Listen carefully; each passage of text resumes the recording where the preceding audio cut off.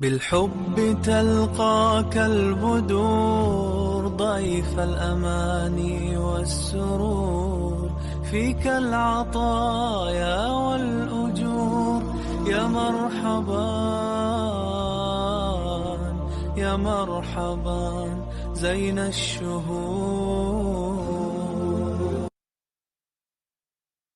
अस्सलाम वालेकुम रहमतुल्लाहि व बरकातुहू। क्या हाल है सबका? अल्लाह सुब्हानहू व तआला से दुआ है कि आप सबको अपनी आफियत में रखें और सेहत और ईमान वाली ज़िंदगी अता फरमाएँ। आमीन रहे आमीन। दुआ के साथ अपनी क्लास का आगाज़ करते हैं, नीयत को खालिस करते हैं अल्लाह सुब्हानहू व तआला के लिए। अल्लाह की हम्द व सना। नहमदुहु व नसल्ली अला रसूलिहिल करीम, अम्मा बाद, फ़अऊज़ु बिल्लाहि मिनश शैतानिर रजीम। बिस्मिल्लाहिर रहमानिर रहीम। रब्बि इश्रह ली सदरी व यस्सिर ली अमरी वहलुल उक़दतम मिन लिसानी यफ़क़हू क़ौली। रब्बि ज़िदनी इल्मा। अल्लाहुम्मा फ़क़्हिनी फ़िद्दीन। अल्लाहुम्मा इन्नी अस्अलुका इल्मन नाफ़िअ व रिज़्क़न तय्यिबा व अमलन मुतक़ब्बला। अल्लाहुम्मा इजअल अमली कुल्लहु सालिहा वजअलहु लिवजहिका ख़ालिसा व ला तजअल लि अहदिन फ़ीही शैअ। आमीन इलाही आमीन। सूरह बनी इसराईल इंशाअल्लाह। बिस्मिल्लाहिर्रहमानिर्रहीम। سبحان الذي أسرى بعبده ليلا من المسجد الحرام إلى المسجد الأقصى الذي باركنا حوله لنريه من آياتنا إنه هو السميع البصير. जी, इस सूरह का नाम सूरह इसरा भी है।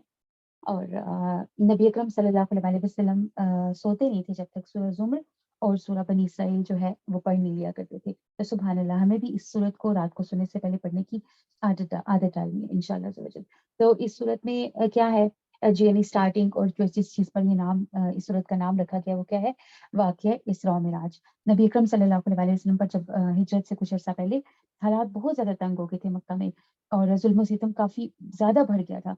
तो नबी अकरम सल्लल्लाहु अलैहि वसल्लम ने आप सल्लल्लाहु अलैहि वसल्लम के दिल को इस्तिकामत के लिए, तसल्ली के लिए जो है वो इसरा और मिराज की सैर करवाई, जिसमें नबी सल्लल्लाहु अलैहि वसल्लम को बहुत से तोहफे भी दिए गए और बहुत सी जो है चीज़ें भी दिखाई गई, बहुत सी ऐसी चीज़ें जो चीज़ों का इंकिशाफ किया गया नबी अकरम सल्लल्लाहु अलैहि वसल्लम पर, जिनका ताल्लुक जो है वो गैब से था। तो सुभान अल्लाह, देखते हैं इस सूरत में अल्लाह सुब्हानहू व तआला नबी अकरम सल्लल्लाहु अलैहि वसल्लम से क्या कह रहे हैं।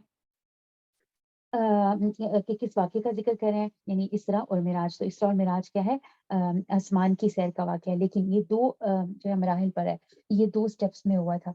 ये सबसे पहले क्या है, नबी अकरम सल्लल्लाहु अलैहि वसल्लम को जो है वो बैतुल मक़दस यानी फ़लस्तीन ले जाया गया। फ़लस्तीन में ले जाकर वहाँ पर नबी अकरम सल्लल्लाहु अलैहि वसल्लम ने अंबिया की इमामत भी कराई, सुभान अल्लाह। तमाम अंबिया की इमामत कराई नबी अकरम सल्लल्लाहु अलैहि वसल्लम ने, और इस इमामत का एक मकसद था, यानी ये बताना मकसूद था कि जो इमामत है वो अब सुभान अल्लाह बनी इसराइल से लेकर बनी इस्माइल में मुंतकिल की जा रही है। यानी इमामत का हकदार कौन है, बनी इसराइल नहीं बल्कि बनी इस्माइल अलैहिस्सलाम जो हैं वो अब इस इमामत के हकदार होंगे। सुभान अल्लाह। तो पहले हिस्से में मक्का से लेकर ये जो है मस्जिद अक्सा तक अल्लाह सुब्हानहू व तआला नबी सल्लल्लाहु अलैहि वसल्लम को लेकर के, और उसके बाद सेकंड स्टेप में मस्जिद अक्सा से आसमान यानी आसमानों की सैर नबी अकरम सल्लल्लाहु अलैहि वसल्लम की तो करवाई गई। अब ये एक गैब का मामला है कि हमसे छुपा हुआ है कि नबी सल्लल्लाहु अलैहि वसल्लम कैसे गए, और इसके बारे में जो सवाल है उससे बेहतर है कि हम ये समझें कि इसमें क्या वाक़यात नबी सल्लल्लाहु अलैहि वसल्लम ने देखे और क्या चीज़ें जो है नबी सल्लल्लाहु अलैहि वसल्लम को अता की गई, किस चीज़ की क्या अहमियत है इंशाअल्लाह अज़्ज़ा वजल। तो नबी सल्लल्लाहु अलैहि वसल्लम को हज़रत जिब्राइल अलैहिस्सलाम बुराक पर लेकर गए थे। बुराक पर सवार करके तो आप सल्लल्लाहु अलैहि वसल्लम को जो है वो मिराज पर लेकर जाया गया था। वहाँ पे बहुत से वाक़यात भी पेश आए थे। नबी सल्लल्लाहु अलैहि वसल्लम की हर आसमान के ऊपर एक-एक यानी कि नबियों से भी मुलाकात हुई थी, कुछ नबियों से सातों आसमानों पर मुलाकात हुई थी। इसके अलावा जो है हम देखेंगे कि हज़रत इब्राहीम अलैहिस्सलाम के साथ भी मुलाकात हुई और हज़रत इब्राहीम अलैहिस्सलाम ने भी कुछ जो है वो तोहफ़े दिए, कुछ यानी सबक दिया आप सल्लल्लाहु अलैहि वसल्लम की उम्मत के लिए। इसके अलावा अल्लाह सुब्हानहू व तआला ने रसूलुल्लाह सल्लल्लाहु अलैहि वसल्लम को मिराज में 3 चीज़ें अता की, यानी 3 तोहफ़े अता किए, जिसमें 5 नमाज़ें हैं, सूरतुल बक़रा की आखिरी आयतें हैं, और ये कि आप सल्लल्लाहु अलैहि वसल्लम की उम्मत के हर ऐसे शख्स को हलाक करने वाले गुनाह माफ़ के, यानी जो हलाक करने वाले यानी सख्त तरीन गुनाह होंगे वो उनके माफ़ कर दिए जाएँगे।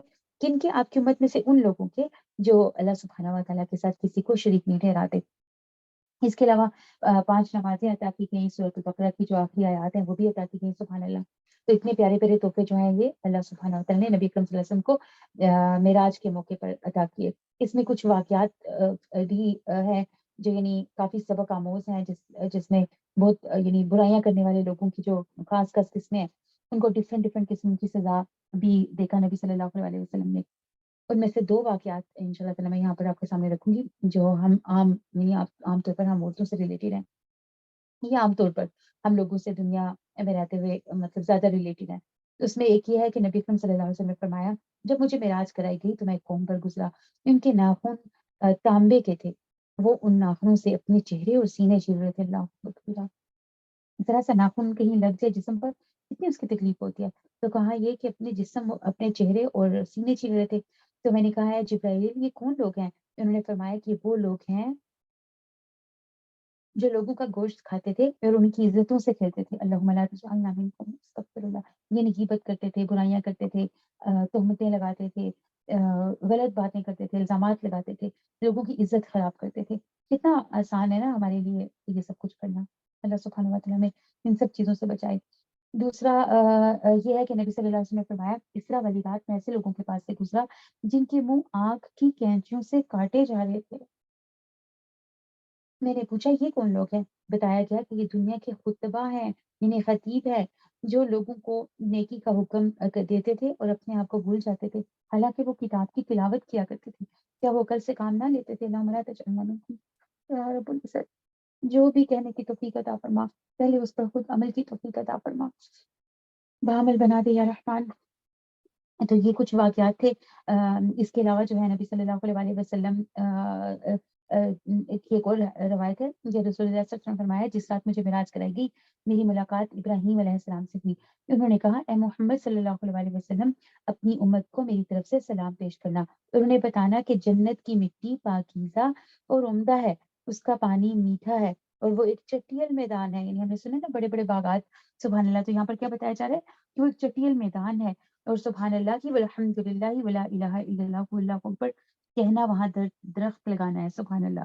ये भी कितना बड़ा तोहफ़ा है ना, हज़रत इब्राहीम अलैहिस्सलाम ने नबी अकरम सल्लल्लाहु अलैहि वसल्लम को एक तरह से अता किया कि अपनी उम्मत को ये बताना। तो कितना मतलब आसान है, किसको नहीं चाहिए जन्नत और सुभान अल्लाह, किसको हरी-भरी जन्नत नहीं चाहिए? क्या चटियल मैदान तो नहीं चाहिए ना हमें? हमें तो हरी-भरी जन्नत चाहिए। तो इंशाअल्लाह ताला सुभान अल्लाह वल्हम्दुलिल्लाह वला इलाहा इल्लल्लाह वल्लाहु अकबर की तस्बीह को जो है वो मामूल बनाना है इंशाअल्लाह। ये पढ़ने से क्या है जन्नत के अंदर दरख्त लगेंगे इंशाअल्लाह। चलिए अब सूरत का आगाज़ करते हैं। औज़ु बिल्लाहि मिनश शैतानिर रजीम।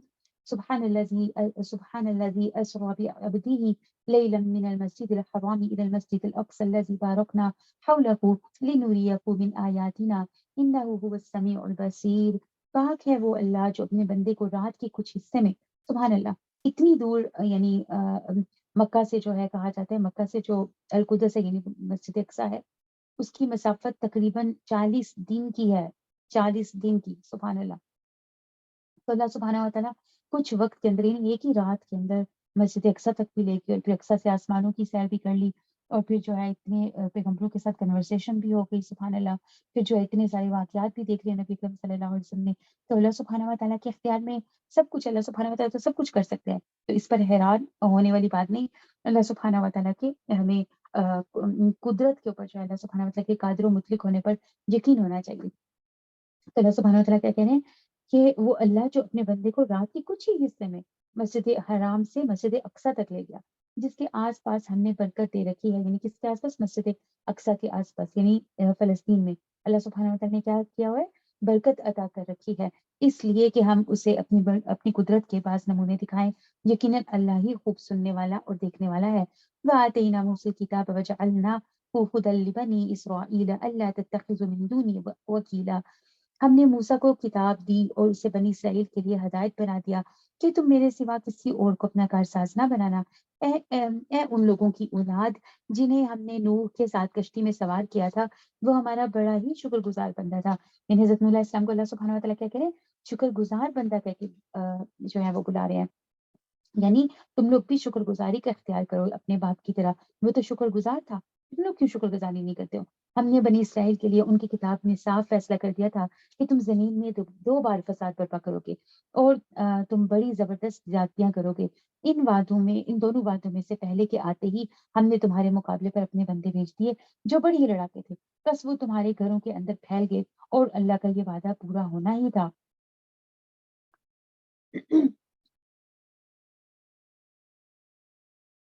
یہ جو پہلا والا واقعہ ہے، کس طرح اللہ سبحانہ و تعالیٰ نے یعنی دو بار ان کے اوپر چڑھائی۔ پہلی بار یہ ہے کہ جو بابل کا فرما روا تھا، یعنی بابل کا جو بادشاہ تھا، بخت نصر اس کا نام تھا، یعنی بخت نصر جو تھا اس کے ہاتھوں مسیح یعنی عیسیٰ سے تقریباً 600 سال پہلے کہا جاتا ہے کہ ان کے اوپر جو ہے یہ بخت نصر نے آ کر مطلب ایک طرح سے قبضہ کیا اور جو ہے ان کے ساتھ ان کے بہت زیادہ زیادتی کا معاملہ کیا۔ تو اللہ سبحانہ و تعالیٰ کیا کریں، ان دونوں باتوں میں سے پہلے کے آتے ہی ہم نے تمہارے مقابلے پر اپنے بندے بھیج دیے جو بڑے ہی لڑاکے تھے، بس وہ تمہارے گھروں کے اندر پھیل گئے اور اللہ کا یہ وعدہ پورا ہونا ہی تھا۔ پھر ہم نے ان پر تمہیں غلبہ دے کر تمہارے دن پھیرے اور مال اور اولاد سے تمہاری مدد کی اور تمہیں بڑے جتھے والا بنا دیا۔ اگر تم نے اچھے کام کیے تو خود اپنے ہی فائدے کے لیے، اور اگر تم نے برائیاں کی تو اپنے ہی لیے۔ سبحان اللہ، جو نیکی کریں گے آخر اس کی جزا خود ہی کو ملے گی، اور اگر برائی کریں گے تو اس کی جزا بھی خود ہی کو اٹھانی پڑے گی۔ پھر جب دوسرے وعدے کا وقت آیا تو ہم نے دوسرے بندوں کو بھیج دیا تاکہ وہ تمہارے چہرے بگاڑ دیں اور پہلی دفعہ کی طرح پھر اسی مسجد میں گھس جائیں اور جس چیز پر چاہیں قابو پائیں توڑ پھوڑ کر جڑ سے اکھاڑ دیں۔ اللہ اکبر کبیرہ۔ تو اب دوسری دفعہ کس طرح سے دوبارہ فساد کیا، انہوں نے یعنی غلطی کی نا، جب یہ غلطی کریں گے، جب انہوں نے غلطی کی تو اللہ سبحانہ وتعالی نے ان کے اوپر کسی کو مسلط کر دیا۔ پھر انہوں نے کیا کیا، ذکر علیہ السلام کو قتل کر دیا تھا، اور عیسیٰ علیہ السلام کو بھی قتل کرنے کے در پہ ہو گئے تھے، یعنی جب اللہ سبحانہ وتعالی نے اپنے اذن سے حضرت عیسیٰ علیہ السلام کو جو ہے آسمانوں پر اٹھا لیا۔ تو یہ کیا تھا، اس وقت انہوں نے یہ اتنے بڑے گناہ کیے، تو اس کے بعد اس کے نتیجے میں اللہ سبحانہ وتعالی نے جو رومی بادشاہ تھا، رومی بادشاہ پہلے کیا تھا، بابل کا بادشاہ، دوسری بار کیا تھا، رومی بادشاہ، اس کا نام ٹیٹس، یعنی رومی بادشاہ ٹیٹس کو اللہ سبحانہ وتعالی نے ان کے اوپر جو ہے وہ مسلط کر دیا، اور پھر اس نے ان کو قیدی بنایا، فساد کیا بہت زیادہ ان کے ملک میں۔ سبحان اللہ، یعنی اچھی خاصی جو ہے وہ سزا دی۔ امید ہے کہ تمہارا رب تم پر رحم کرے۔ ہاں، اللہ سبحانہ وتعالی نے بادشاہ ٹیٹس کے ذریعے سے، رومی بادشاہ ٹیٹس کے ذریعے سے ان کو سزا دی۔ پھر اللہ سبحانہ وتعالی کیا کہتے ہیں، امید ہے کہ تمہارا رب تم پر رحم کرے، ہاں اگر تم پھر بھی وہی کرنے لگو تو ہم بھی دوبارہ ایسے ہی کریں گے، اور ہم نے منکروں کا قید خانہ جہنم کو بنا رکھا ہے، یعنی جب فساد کرو گے، جب برائیاں کرو گے تو اللہ سبحانہ وتعالی کیا کریں گے، تمہارے اوپر کسی اور قوم کو مسلط کر دیں گے۔ یقیناً یہ قرآن وہ راستہ دکھاتا ہے جو بہت ہی سیدھا ہے، اور ایمان والوں کو جو نیک اعمال کرتے ہیں اس بات کی خوشخبری دیتا ہے کہ ان کے لیے بہت بڑا اجر ہے۔ وَأَنَّ الَّذِينَ لَا يُؤْمِنُونَ بِالْآخِرَةِ أَعْتَدْنَا لَهُمْ عَذَابًا أَلِيمًا، اور یہ کہ جو لوگ آخرت پر یقین نہیں رکھتے ان کے لیے ہم نے دردناک عذاب تیار کر رکھا ہے۔ اور انسان برائی کی دعائیں مانگنے لگتا ہے، بالکل اس کی اپنی بھلائی کی دعا کی طرح۔ سبحان اللہ، انسان ہے ہی بڑا جلد باز، یعنی جتنی جلدی خیر مانگنے میں کرتا ہے کہ بس جلدی جلدی مجھے مل جائے، اسی طرح برائی مانگنے میں بھی بڑی جلدی کرتا ہے۔ بعض اوقات دیکھیں کوئی ایسی سچویشن ہوتی ہے کہ انسان بڑا تنگ آیا ہوتا ہے اور بد دعائیں کرنے لگ پڑتا ہے، اپنے لیے ہی بعض اوقات کچھ کہہ دیتا ہے، میں ایسے کیوں نہیں ہو جاتا، میں ایسا کیوں نہیں ہو جاتا، یا اپنی اولاد کوئی چھوٹی موٹی شرارتیں اگر بچے کر رہے ہوتے ہیں، تنگ آ کے جو ہے انسان بد دعائیں دینے لگتا ہے۔ تو کیا کر رہے ہو اصل میں، وہ اپنے لیے شر مانگ رہے ہیں نا، یا اچھا ٹھیک ہے ایسا ہونا ہے تو پھر ہو جائے میرے ساتھ۔ بعض لوگوں کے منہ سے ایسے جملے بھی سننے کو ملتے ہیں۔ تو یعنی اس کا کیا مطلب ہے کہ شر مانگنے میں بھی اتنی جلدی کر رہا ہے، یا بعض لوگ خودکشی کی دعائیں کرتے ہیں، اپنے مرنے کی دعائیں کرتے ہیں، اپنی اولاد کو بد دعائیں سخت دے دیتے ہیں کہ مطلب اٹھا لے اللہ ان کو، یا کچھ اس طرح کی اللہ معاف کرے، ایسی جو ہے وہ غلط باتیں کر دیتے ہیں۔ اب بچے معصوم ہوتے ہیں، وہ تو شرارتیں کرتے ہی کرتے ہیں نا، سبحان اللہ، یہ غلطیاں کرتے ہی کرتے ہیں، نادان ہوتے ہیں، انہیں کیا پتا وہ کیا کر رہے ہیں۔ تو اس پر انسان تنگ آ کر جو ہے بس ان سے نجات کی دعا کرے، یعنی پہلے اتنی دعائیں مانگ مانگ کے اولاد حاصل کی ہوتی ہے، اور پھر چھوٹی چھوٹی بات کے اوپر جو ہے ان کو بد دعائیں دینے لگتا ہے انسان۔ کتنا یعنی جلد باز ہے نا اللہ سبحانہ وتعالی، کتنے اچھے طریقے سے ہماری سرشت کو جانتے ہیں۔ تو کبھی بھی بد دعائیں کرنے میں جو ہے یا شر مانگنے میں جلدی نہیں کرنی چاہیے، ہمیشہ اللہ سے خیر ہی مانگنی چاہیے۔ مجھے یاد پڑتا ہے کہ جب ہم چھوٹے تھے، سبحان اللہ، تو کبھی کوئی اس طرح کی چیز ہو جانی کہ جس سے مطلب والدین کی تکلیف کا باعث بن جانا، تو امی ہماری جو ہے سبحان اللہ اس صورت میں بھی دعائی دیا کرتی تھی، یعنی ہم اتنے حیران ہوتے تھے، تب تو اتنی سمجھ نہیں آتی تھی، لیکن اب ان باتوں کی سمجھ آتی ہے، سبحان اللہ۔ تو اب کوشش کرتے ہیں کہ یعنی اپنی ذات میں بھی وہ چیزیں ضرور اپلائی کریں۔ तो यानी कुछ भी होना ना, तो अम्मी ने इन्ना लिल्लाहि व इन्ना इलैहि राजिऊन अल्लाहुम्मा अजिरनी फी मुसीबती वख्लुफ ली खैरन मिन्हा, मतलब दुआ करनी। और साथ ही अल्लाह ताला जो इसको पता नहीं है, इनको पता नहीं है ये क्या कर रहे हैं ना, वालिदा का क्या हक होता है, वालिदैन का क्या हक होता है, ये नादान है, इनको पता नहीं है। आप इनकी पकड़ ना करना। मैं इनसे गुस्सा नहीं हूँ, मैं इनसे नाराज़ नहीं हूँ, आप भी इनसे नाराज़ ना होना। मेरी अम्मी वो हमें सुनाना चाहती थी शायद, सुभान अल्लाह। अ, तो वो हम सुनते थे और मतलब हम सोचते थे, इतनी समझ तो नहीं आती थी, लेकिन अब वो वक़्त याद आता है तो सारी चीज़ें याद आती हैं, सुभान अल्लाह, कि मतलब क्यों ऐसे करते थे। तो पता तो नहीं, हमने जान के तो नहीं किया होगा, लेकिन ये कि बच्चे करते हैं ना, सुभान अल्लाह। तो अम्मी यही कहती थी कि अम्मी आगे से मतलब दुआएँ देना, अल्लाह तुम्हारे अंदर खैर डाल दे, अल्लाह तुम्हारी नस्लों में खैर डाल दे। या अल्लाह जो तुम लोग मेरे साथ तुम लोगों ने किया है, अल्लाह अल्लाह ना करे कि तुम लोगों की औलाद तुम लोग के साथ ऐसा करे, या तुम लोगों को अल्लाह अपनी तुम लोगों की औलाद को तुम लोगों के लिए सदका जारिया बनाए। मतलब उस वक़्त हम छोटे-छोटे और कहाँ औलाद का कॉन्सेप्ट, सुभान अल्लाह। लेकिन अब सोचते हैं कि कितनी खूबसूरत चीज़ है ना, कि जब बच्चे तंग करें या बच्चों बच्चों की तरफ से कोई अज़ियत मिले, तो इंसान उल्टा उनकी हिदायत की दुआ करे, ना कि उनके लिए बददुआ करे, यानी उनके लिए खैर की दुआ करे, क्योंकि वो बेचारे नहीं जानते होते। और ये बाज़ औक़ात शैतान भी तो हमें उनके ज़रिए से तंग करता है ना, तो कितना खुश होता होगा ना वो, कि हम अपनी ही औलाद को बददुआ दे देते हैं। और कोई कबूलियत की घड़ी भी होती है, नबी सल्लल्लाहु अलैहि वसल्लम ने भी मना किया है। कोई कबूलियत की घड़ी भी होती है, उस टाइम वो बददुआ कबूल भी हो जाती है। तो कभी भी अपनी औलाद को या किसी को भी, किसी के लिए भी बददुआ नहीं करनी चाहिए, दूसरों के लिए हिदायत ही माँगनी चाहिए। अल्लाह ताला हम सबको राहे हिदायत दे। ऐसे ही कहना चाहिए अगर किसी की भी तरफ से अज़ियत मिली है तो। सुभान अल्लाह। وجعلنا الليل والنهار آيتين فمحونا آية الليل وجعلنا آية النهار مبصرة لتبتغوا فضلا من ربكم ولتعلموا عدد السنين والحساب وكل شيء فصلناه तफसीला। हमने रात और दिन को अपनी कुदरत की निशानियां बनाया है। रात की निशानी को तो हमने बेनूर कर दिया और दिन की निशानी को रोशन बनाया है, ताकि तुम अपने रब का फजल तलाश कर सको, इसलिए भी कि तुम बरसों का शुमार और हिसाब मालूम कर सको। और हर चीज़ को हमने खूब तफ़सील से बयान कर दिया है। हमने हर इंसान की बुराई-भलाई को उसके गले में लगा दिया है, सुभान अल्लाह। गले में लटका दिया, हमारी गर्दन में लटका हुआ है हमारा नाम-ए-अमाल। जो कर रहे हैं, वो हमारी गर्दन के अंदर लटका हुआ है। अल्लाहु अकबर। तो यहाँ पर गर्दन में क्या लटका हुआ है, क्या मुराद है? यानी इंसान के अमाल अच्छे हैं या बुरे हैं, सामने मौजूद है। लेकिन देखिए, हम नीचे झुककर मतलब देख नहीं पाते कि क्या हमारे अमाल हैं। और अगर हम ये देख पाएँ और अगर हम गौर कर पाएँ, तो सुभान अल्लाह, क्यों ना हम अपनी इस्लाह कर लें। तो ये एक रिकॉर्ड जो हमारा बन रहा है, उसका यहाँ पर ज़िक्र है।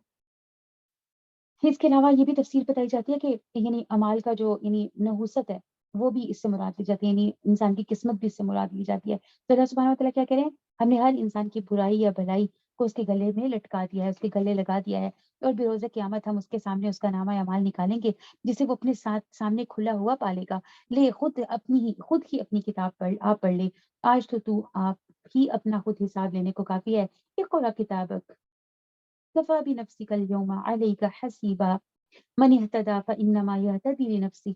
जो राह रास्त हासिल कर ले, वो खुद अपने ही भले के लिए राह याफ्ता होता है, और जो भटक जाए उसका बोझ उसी के ऊपर है। कोई बोझ उठाने वाला किसी और का बोझ अपने ऊपर ना ला देगा। और हमारी सुन्नत नहीं कि रसूल भेजने से पहले ही अज़ाब करने लगें। और जब हम किसी बस्ती की हलाकत का इरादा कर लेते हैं, तो वहाँ के मुतकब्बिर खुशहाल लोगों को हुक्म देते हैं, और वो इस बस्ती में खुली नाफरमानी करने लगते हैं, तो उन पर अज़ाब की बात साबित हो जाती है। फिर हम उसे तबाह बर्बाद कर देते हैं। हमने नूह अलैहिस्सलाम के बाद भी बहुत सी कौमें हलाक की, और तेरा रब अपने बंदों के गुनाहों से काफ़ी खबरदार और खूब देखने भालने वाला है। जिसका इरादा सिर्फ़ इस जल्दी वाली दुनिया है, यानी पूरी पूरी फ़ायदे का ही हो, तो उसे हम यहाँ जिस कदर जिसके लिए चाहें सरे-दस्त देते हैं। फिर उसके लिए हम जहन्नम मुक़र्रर कर देते हैं, जहाँ वो बुरे हालों दुत्कारा हुआ दाख़िल होगा। और जिसका इरादा आख़िरत का हो और जैसी कोशिश उसके लिए होनी चाहिए, वो करता भी हो और वो मोमिन भी हो, बस यही लोग हैं जिनकी कोशिश की अल्लाह के यहाँ पूरी कदरदानी की जाएगी। हर एक को मुसलसल नवाज़ते हैं, उन्हें भी तेरे परवरदिगार के इनामात में से। तेरे परवरदिगार की बख्शिश रुकी हुई नहीं है, सुभान अल्लाह। यानी मुसलसल अल्लाह सुब्हानहू व तआला की जो बख्शिश है, वो अल्लाह ताला अता किए जा रहे हैं। काफ़िर है, मोमिन है, जो भी है, अल्लाह सुब्हानहू व तआला उसको अपनी जो है बख्शिशें दे रहे हैं, रिज़्क दे रहे हैं, नेमतें दे रहे हैं, नेमतों की फरावानी दे रहे हैं, आसाइशें दे रहे हैं, सहूलतें दे रहे हैं। सुभान अल्लाह।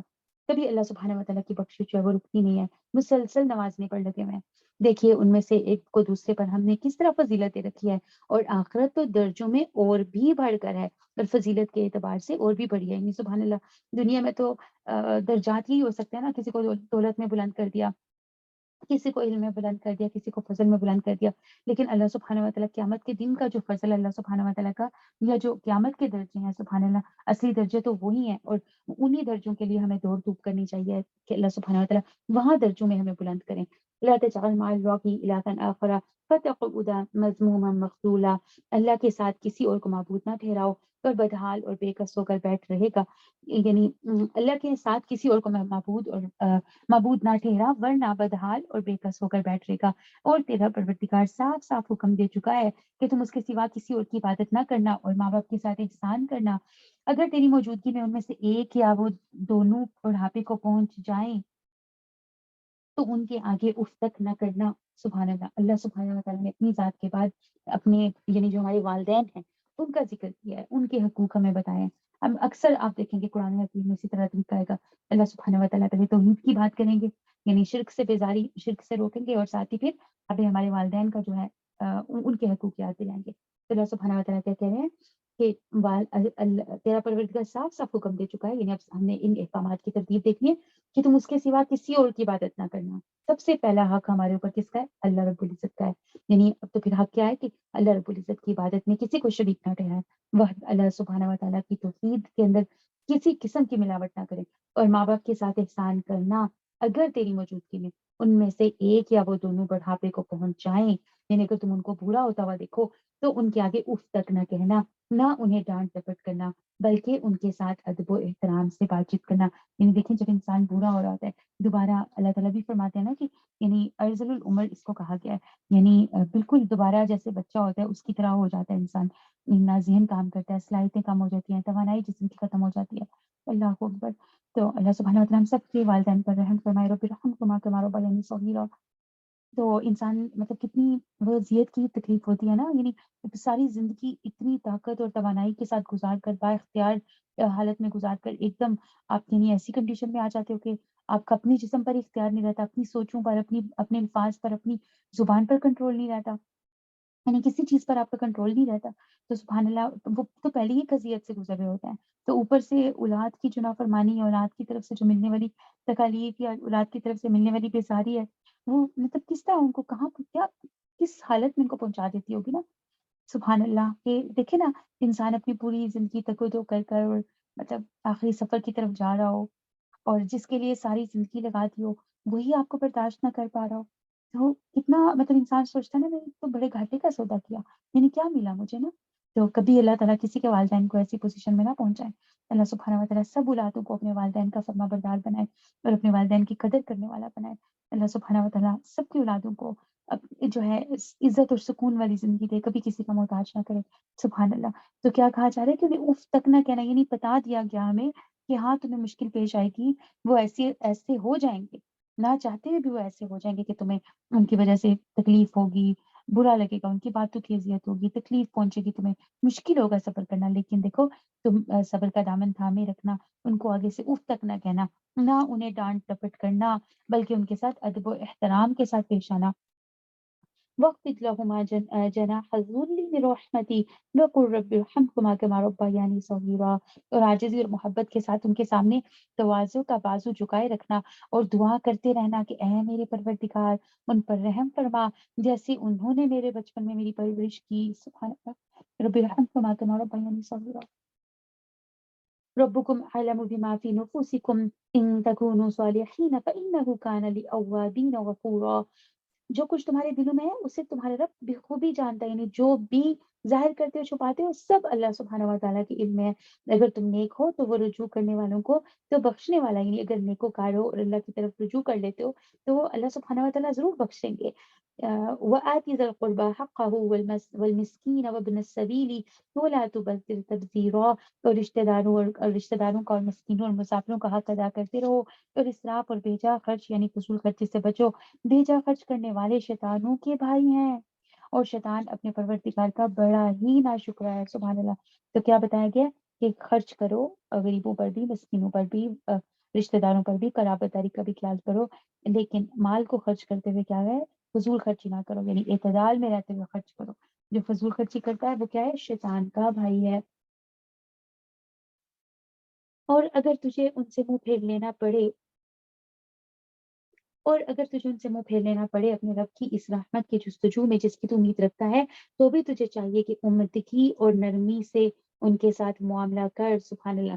یعنی اگر رشتہ داروں یا کوئی غریب مسکین ہے، تم نہیں دے پا رہے ہو، تمہارے پاس اتنی وسعت نہیں ہے یا تم نہیں دے سکتے ہو، تو کیا کرو؟ یعنی اگر نہیں دے نہیں پا رہے ہو، کسی کو بھی خرچ نہیں کر پا رہے ہو کسی کے اوپر، تو کیا کرو؟ عمدگی کے ساتھ، خوبصورتی کے ساتھ معاملہ کرو، نرمی کے ساتھ انہیں سمجھاؤ۔ یہ نہیں کہ تانے مارنے لگو، کیوں دوں، میرے سے کیوں مانگنے آتے ہو، اللہ سے مانگو، محنت کرو جا کر۔ یعنی اس طرح سختی سے آگے سے مانگنے والوں کو جھڑکنا نہیں چاہیے، بلکہ نرمی سے، خوبصورتی کے ساتھ جو ہے ان کو سمجھانا چاہیے۔ اپنا ہاتھ اپنی گردن سے بندھا ہوا نہ رکھ اور نہ اسے بالکل کھول دے۔ سبحان اللہ۔ یعنی نہ تو بالکل اتنا تنگ کر لو، کھینچ لو ہاتھ کہ جو ہے خود جو جائز ضروریات ہے وہاں پر بھی خرچ نہ کرو، اور نہ ہی بالکل کھول دو کہ جائز ناجائز نہ دیکھا، بس کمایا اور حرام میں بھی لگاتے رہے، ہر طرح بس نکالنا ہے، جتنا کمایا بس اس کو کسی نہ کسی طرح سے لگانا ہے، نمود و نمائش، ریا کری، جہاں یعنی کہ دکھاوا ہے، یا کسی نہ یہ نہیں دیکھنا کہ حلال ہے یا حرام ہے، یا یہ موقع اتنا لگانے والا ہے بھی کہ نہیں ہے، بس لگائے جانا۔ تو یہ دونوں طریقے کیا ہیں، ہمیں منع کیے گئے ہیں۔ کیسے ہم نے مال خرچ کرنا ہے؟ میاں روی کے ساتھ انشاءاللہ۔ اوکے۔ پھر ملامت کیا ہوا اور درماندہ بیٹھ جائے گی نہیں، یہ نہ ہو کہ بالکل ہی خرچ کر کے ختم کر دو اور اینڈ میں کیا ہو کہ خالی ہاتھ ہو کر بیٹھ جاؤ، پھر لوگوں کے آگے ہاتھ پھیلاتے رہو۔ یقیناً تیرا رب جس کے لیے چاہے روزی کشادہ کر دیتا ہے اور جس کے لیے چاہے تنگ کر دیتا ہے، یقیناً وہ اپنے بندوں سے باخبر اور ان کو خوب دیکھنے والا ہے۔ اللہ سبحانہ وتعالی ہم سب کو ہر طرح کا جو رزق ہے کھلا وافر عطا کرے، برکت والا رزق عطا کرے۔ اور مفلسی کے ڈر سے اپنی اولادوں کو نہ مار ڈالو، ان کو اور تم کو ہم ہی روزی دیتے ہیں، یقیناً ان کا قتل کرنا کبیرہ گناہ ہے۔ یعنی کہ اولاد کو قتل کرنا کیا ہے؟ ناحق کبیرہ گناہ ہے، اللہ اکبر کبیرہ۔ تو جو ہے کبھی بھی اس چیز سے نہیں ڈرنا چاہیے کہ اگر ہماری اولاد ہوگی یا بچے ہوں گے تو ہمارے کھانے پینے میں شریک ہو جائیں گے، ہم کما کے کیا لائیں، کہاں سے لائیں گے، کہاں سے ان کے کھانے پینے کا انتظام کریں گے۔ اس چیز کو سوچ کر یا وجہ بنا کر جو ہے اپنی اولاد کو قتل کرنا کبیرہ گناہ ہے۔ خبردار زنا کے قریب بھی نہ پھٹکنا، کیونکہ وہ بڑی بے حیائی اور بہت ہی بری راہ ہے۔ سبحان اللہ۔ تو یعنی زنا کے بارے میں کیا کہہ رہے ہیں؟ قریب بھی نہ جانا، یہ نہیں کہا کہ زنا نہ کرنا، کہا کہ اس کے قریب بھی نہ جانا۔ یعنی وہ تمام ذرائع جن سے جو ہے زنا کی طرف مطلب رغبت بڑھتی ہے، یا زنا کی طرف یعنی انسان کے قدم اٹھنے لگتے ہیں، ان سب کا بھی سد باب کرنے کا کہا جا رہا ہے۔ یعنی ان راستوں پر بھی نہ چلو، ان طریقوں کی طرف بھی نہ جاؤ، ان دروازوں کو بھی نہ کھولو کہ جن سے جو ہے زنا کا اندیشہ ہو۔ وہ بڑی بے حیائی اور بہت ہی بری راہ ہے۔ اور کسی جان کو جس کا مارنا اللہ نے حرام کر دیا ہے، ہرگز نہ حق قتل نہ کرنا۔ تو جو شخص مظلوم ہونے کی صورت میں مار ڈالا جائے، ہم نے اس کے وارث کو طاقت دے رکھی ہے، بس اسے چاہیے کہ مار ڈالنے میں زیادتی نہ کرے، بے شک وہ مدد کیا گیا ہے۔ یعنی جب بدلہ لینا ہے اگر ایک قصاص ہے، تو سبحان اللہ پھر زیادتی نہیں کرنی۔ یعنی یہ نہ ہو کہ قصاص بھی لو، دیت بھی لو، یعنی پہلے کہہ دو کہ معاف کر دیا، دیت بھی لے لو، اور اس کے بعد جو ہے پھر جا کر قتل کر دو، تو کسی قسم کی زیادتی نہیں کرنی۔ ولا تقربوا مال اليتيم إلا بالتي هي أحسن حتى يبلغ أشده وأوفوا بالعهد إن العهد كان مسؤولا۔ اور یتیم کے مال کے قریب نہ جاؤ مگر ایسے طریقے پر جو یتیم کے حق میں بہتر ہو، یہاں تک کہ وہ اپنی بلوغت کو پہنچ جائے، اور وعدے پورے کرو، کیونکہ قول و قرار کی باز پرس ہونے والی ہے۔ یعنی یتیم کے مال کے پاس نہ جاؤ، کیا مطلب؟ یعنی اس کے اوپر غلط نظر نہ رکھو، اس کو باطل طریقے سے اپنے ساتھ ملانے کی کوشش نہ کرو، بلکہ کیا ہے، جائز طریقے سے یہاں پر کیا مراد ہے؟ یعنی جیسے یتیم جو ہے ابھی بالغ نہیں ہے، چھوٹا بچہ ہے، اور آپ کو ڈر ہے کہ اگر کسی اور نے اس کے مال کو یعنی کوئی اور اس کے مال کو ہتھیار نہ لے، اس کو دھوکہ دے کر یا اس کو باتوں میں لا کر، تو اب آپ کیا کریں؟ اگر آپ کو لگتا ہے آپ کو کسٹڈی دی جا رہی ہے، آپ کو لگتا ہے کہ آپ اس کے مال کی اچھے طریقے سے حفاظت کر سکیں گے، تو اس کے ساتھ احسان کا معاملہ کرو، اس کے مال کی حفاظت کرو، اور جو ہے ضائع کرنے کی اس کو کوشش نہ کرو۔ تو کس طریقے سے جاؤ؟ جیسے اگر آپ کے اوپر کسٹڈی کا کوئی ذمہ داری آئی ہے، اور آپ خود غریب ہو، خود کھانے کے آپ کو لالے پڑے ہوئے ہیں، اور ایک یتیم کا بھی بوجھ آپ پر ڈال دیا گیا ہے، تو ایسی صورت میں اس کے مال میں سے آپ کیا ہے کچھ ضرورت کا لے سکتے ہو۔ تو ایسے میں جو ہے وہ اس کو جو ہے وہ باطل طریقہ نہیں کہیں گے، بلکہ کیا ہے کہ جو ہے ضروری تھا تو آپ نے لیا، اور پھر جتنا مال ہے اس کا، اس میں یہ نہیں کرنا کہ اپنے صحیح اپنے برے مال یا اپنی بری چیزوں سے اس کی اچھی چیزوں کو پلٹ لو یا بدل لو، یعنی کسی قسم کی بھی کوئی برائی یا بری نظر یا باطل حرکت جو ہے وہ اس کے مال کے ساتھ نہیں کرنی، بلکہ احسان کے درجے پر اس کا خیال رکھنا ہے، اس کو سنبھالنا ہے.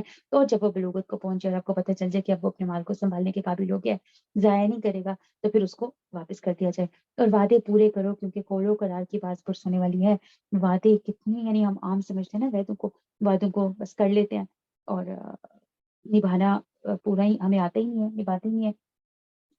تو یہاں وعدوں سے مراد وہ والے وعدے بھی ہیں جو اللہ اور اس کے بندے کے درمیان ہیں، اور وہ وعدے بھی ہیں جو انسان آپس میں ایک دوسرے سے کرتے ہیں. تو دونوں طرح کے جو وعدے ہیں ان کا پورا کرنا ضروری ہے، ان کے بارے میں سوال ہوگا. اور جب ناپنے لگو تو بھرپور پیمانے سے ناپو اور سیدھی ترازو سے تولا کرو. کتنے خوبصورت احکامات ترتیب کے ساتھ چلے آ رہے ہیں نا. دیکھیں، پہلے اللہ کا حق، پھر والدین کا حق، پھر معاشرے کے باقی لوگوں کا حق. سبحان اللہ. اور دیکھیں آپ، برائیاں یہ باتیں ہوتی ہیں نا ہمارے معاشرے میں خرابی کی. یہ دوسروں کے مال پر نظر رکھتے ہیں، وعدے کرتے ہیں، وعدہ خلافی کر جاتے ہیں، اور ناپ تول میں غلطیاں کرتے ہیں. تو یہ دیکھیں، صاف صاف اللہ سبحانہ وتعالیٰ میں یہاں پہ چیزیں سمجھا رہے ہیں، کامیاب زندگی کے اصول. اور جب ناپنے لگو تو بھرپور پیمانے سے ناپو اور سیدھی ترازو سے تلا کرو. یہی بہتر ہے اور انجام کے لحاظ سے بہت اچھا ہے. جس بات کی تجھے خبر ہی نہ ہو اس کے پیچھے مت پڑو. یہ کتنا بڑا اصول ہے دیکھیے زندگی کا. یعنی لا یعنی باتیں جن کے ساتھ کوئی ہمارا مطلب ہی نہیں. جیسے بزرگ سیانے اکثر کہتے ہیں نا کہ کیا جملہ بولا جاتا ہے، سبحان اللہ، کہ یعنی جس راستے گزرنا ہے نہیں اس کا پتہ کرنے کی کیا ضرورت ہے. اس بات کا یہ مفہوم ہے. تو یعنی غیر ضروری لوگوں کے ٹو میں لگے ہوئے ہیں، لوگوں کے پیچھے پڑے ہوئے ہیں. یعنی نہ پتہ ہے حقیقت کیا ہے، بس باتیں کرنے میں لگے ہوئے ہیں. تو ان باتوں کے پیچھے نہ پڑو جن کی تمہیں خبر ہی نہیں ہے. کیونکہ کان اور آنکھ اور دل، ان میں سے ہر ایک سے پوچھ گچھ ہونے والی ہے. یعنی آنکھوں سے کیا کیا، کانوں سے کیا کیا، ان تمام اعضاء کے بارے میں بھی اللہ سبحانہ و تعالیٰ نے سوال کرنا ہے کہ کس سے جو ہے وہ کیا گناہ کیا. اللہ کو قیامت کے دن کیا ہوگا، اللہ سبحانہ و تعالیٰ ان سب کو قوت گویائی دے دیں گے. ایون کہ ہماری جو سکن ہے اس کو بھی قوت گویائی مل جائے گی، اور یہ بھی ہمارے حق یا ہمارے خلاف جو ہے وہ گواہی دے گی. اور زمین میں اکڑ کر نہ چلو کہ تو زمین کو پھاڑ سکتا ہے اور نہ لمبائی میں پہاڑوں کو پہنچ سکتا ہے. سبحان اللہ. تو یعنی تکبر کے ساتھ چلنا، شیخی بگاڑتے ہوئے چلنا جو ہے یہ اللہ سبحانہ و تعالیٰ کو پسند نہیں ہے. قارون نے کیا تھا نا ایسے، تو یہ اللہ سبحانہ و تعالیٰ کو پسند نہیں. اس نے اللہ سبحانہ و تعالیٰ نے اس کی سرکت کی وجہ سے کیا کیا تھا، اس کو زمین کے اندر دھنسا دیا تھا. حدیث میں آتا ہے کہ ایک شخص نہایت قیمتی جوڑا پہنے اکڑ کر چل رہا تھا کہ اس کو زمین میں دھنسا دیا گیا، اور وہ قیامت تک دھنستا چلا جائے گا. تو کبر جو ہے یہ اللہ سبحانہ و تعالیٰ کو سوٹ کرتا ہے، ہمیں سوٹ نہیں کرتا. ہمیں چال میں بھی تکبر نہیں آنا چاہیے، آواز میں، بات میں بھی تکبر نہیں ہونا چاہیے، ہمارے اٹھنے بیٹھنے، ہمارے رویے میں، ہمارے معاملہ کرنے میں بھی تکبر نہیں ہونا چاہیے. ان سب کاموں کی برائی تیرے رب کے نزدیک سخت ناپسند ہے. یہ بھی منجملہ اس وحی کی ہے جو تیری جانب تیرے رب نے حکمت سے اتاری ہے. تو اللہ کے ساتھ کسی اور کو معبود نہ بنانا کہ ملامت خوردہ اور راندہ درگاہ ہو کر دوزخ میں ڈال دیا جائے گا. کیا بیٹوں کے لیے اللہ نے تمہیں چھانٹ لیا اور خود اپنے لیے فرشتوں کو لڑکیاں بنا لیا؟ یعنی اللہ کے لیے بیٹیاں مقرر کرتے ہو اور اپنے لیے بیٹے مانگتے دعائیں مانگنے کے لیے دعائیں مانگتے رہتے ہو، اور تھکتے نہیں ہو. بے شک تم بہت بڑا بول رہے ہو. ہم نے تو اس قرآن میں ہر طرح سے بیان فرما دیا ہے کہ لوگ سمجھ جائیں، لیکن اس سے انہیں تو نفرت ہی بڑھتی ہے. کہہ دیجئے کہ سب کو نہیں، یعنی ان کو نفرت بڑھتی ہے جنہوں نے ماننا ہی نہیں ہوتا. کہہ دیجئے کہ اگر اللہ کے ساتھ اور بھی معبود ہوتے جیسا کہ یہ لوگ کہتے ہیں تو ضرور اب تک مالک عرش کی جانب راہ ڈھونڈ نکالتے.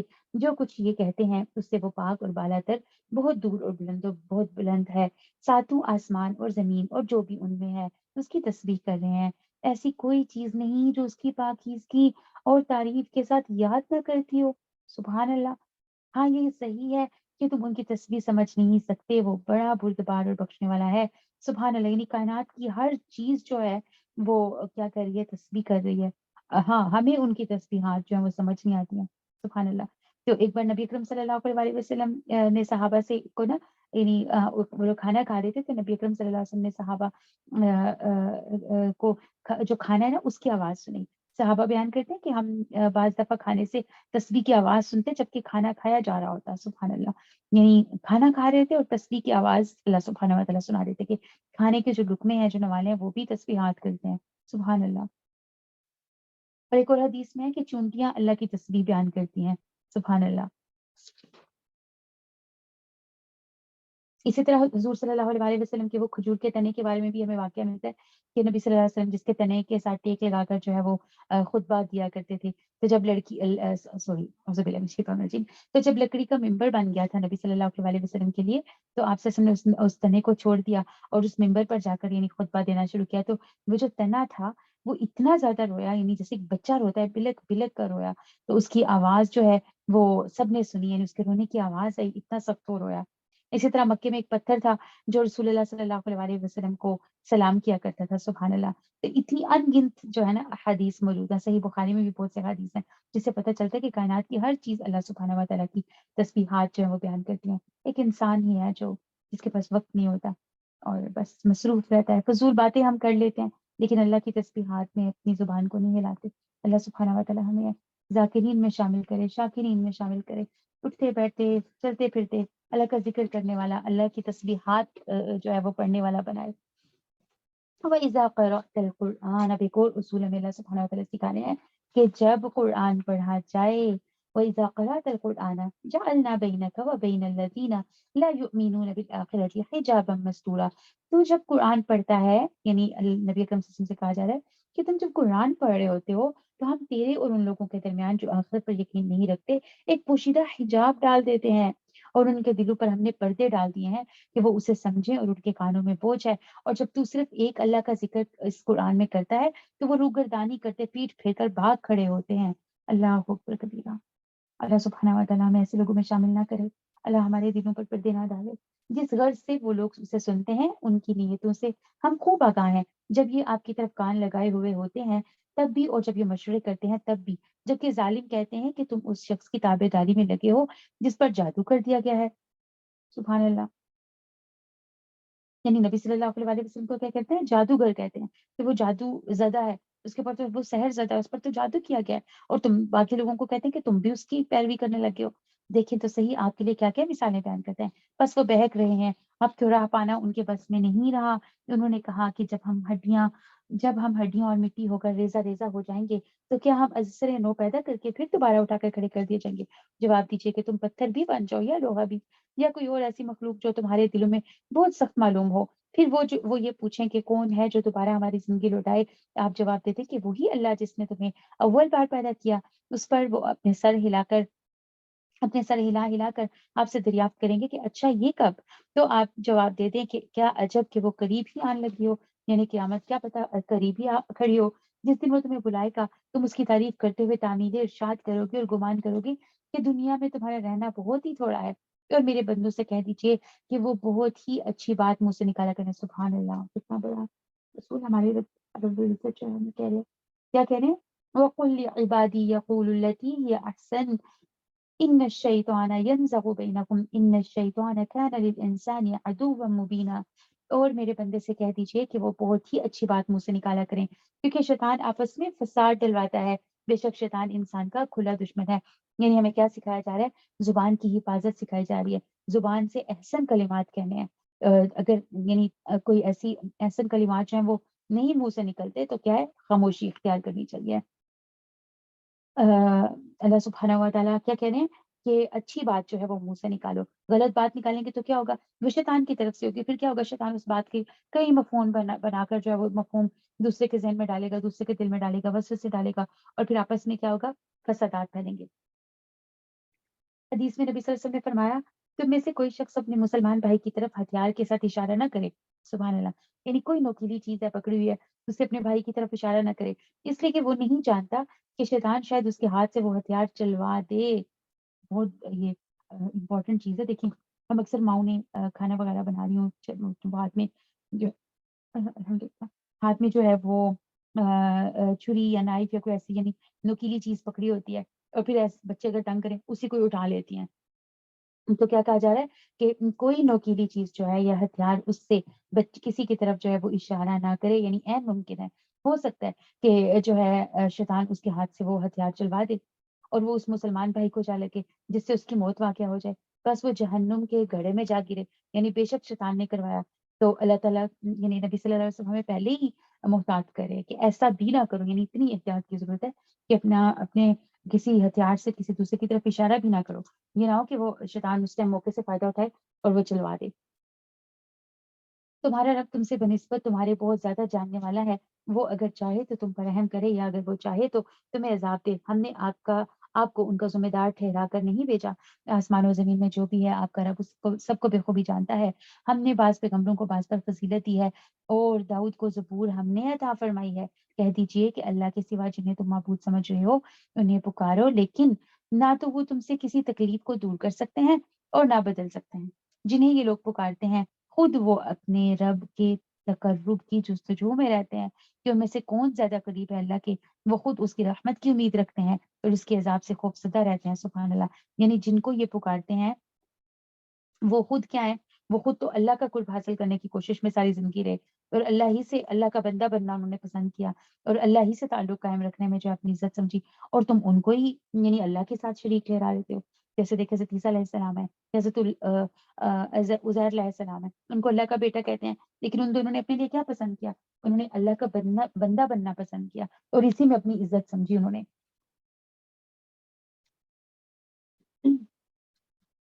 वो खुद उसकी रहमत की उम्मीद रखते हैं और उसके अजाब से खौफज़दा रहते हैं। बात भी यही है कि तेरे रब का अजाब डरने की चीज ही है।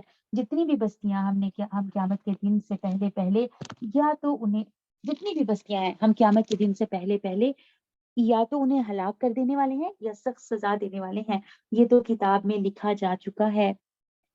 हमें निशानात मोजज़ात के नाजिल करने से रोक सिर्फ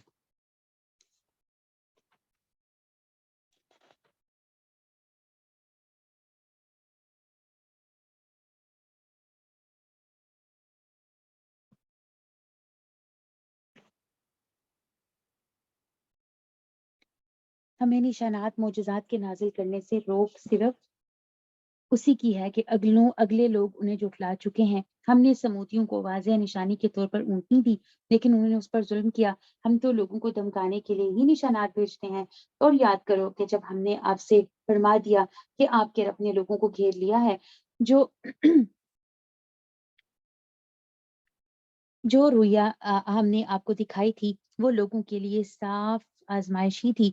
और इसी तरह वो दरख्त भी जिस पर कुरान में लानत की गई है, हम उन्हें डरा रहे हैं, लेकिन ये डराना उन्हें और बड़ी सरकशी में बढ़ा रहा है। सुभान अल्लाह।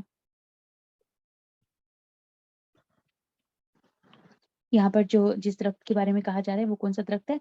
थोहर का दरख्त, यानी जक्कूम का दरख्त। अम, और जब हमने फरिश्तों को हुक्म दिया कि आदम को सजदा करो, तो इब्लीस के सिवा सबने सजदा किया। उसने कहा कि क्या मैं उसे सजदा करूं जिसे तूने मिट्टी से बनाया है? अच्छा देख ले, उसे तूने मुझ पर बुजुर्गी तो दी है, लेकिन अगर मुझे भी क़यामत तक तूने ढील दी तो मैं उसकी औलाद के सिवाय बहुत थोड़े लोगों के जड़ काट डालूंगा। इरशाद हुआ कि जा, उनमें से जो भी तेरा ताबेदार हो जाएगा तो तुम सब की सजा जहन्नुम है, जो पूरा पूरा बदला है। यानी चैलेंज किया उसने अल्लाह सुब्हानहू व तआला को कि अगर मेरे साथ आदम की वजह से ऐसा मामला हुआ है तो मैं भी उसकी औलाद को छोड़ूंगा नहीं। इरशाद हुआ कि जा, जो भी इनमें से तेरा ताबेदार हो जाएगा तो तुम सब की सदा जहन्नुम है, जो पूरा पूरा बदला है। उनमें से तो तू जिससे भी अपनी आवाज से बहका सके बहका ले। यानी किससे बहका ले? किससे सबसे बड़ा वार करता है? वो अपनी आवाज के जरिए से। यानी आवाज से मुराद क्या है? शैतान की आवाजें क्या है? मौसीकी। यानी जो है गाने, मौसीकी, लहौ-लाप के जो आलात हैं, आलात मौसीकी हैं, इन सब ये सब क्या है? शैतान की आवाज़ें हैं। तो इनके ज़रिए से जो है वो इंसान को बहकाता है। तो कह रहे हैं अल्लाह सुब्हानहू व तआला, ठीक है जाओ, बहका लो अपनी आवाज़ से जिस चीज़ को बहकाना है, और उन पर अपने सवार और प्यादे चढ़ा ले, यानी अपने लश्कर उनके ऊपर छोड़ दे। अकेला नहीं, अपने लश्कर जो हैं उनके साथ भी तुम यानी भर जाओ उनके ऊपर, और उनके माल और उन औलाद में उनका शरीक बन जा। और उन्हें झूठे वादे दे। सुभान अल्लाह। माल और औलाद में शरीक बनना कैसे? जैसे लोगों ने बुतों के नाम पर यानी अपने इनके बुतों के नाम के ऊपर क्या है, वक्फ कर दिए जानवर वगैरह। तो इस सब को क्या कहा जाता है कि जो है, या लोगों के जो नाम है देखें, क्या आप अपने आप को समझते हैं कि कोई अब्दुल्ला, अब्दुल उज़्ज़ा अपने आप को कहलवाता, या आज भी हम देखें तो इस किस्म के जो हमें गलत नाम वगैरह सुनने को मिलते हैं। तो इस ये सब क्या चीजें हैं?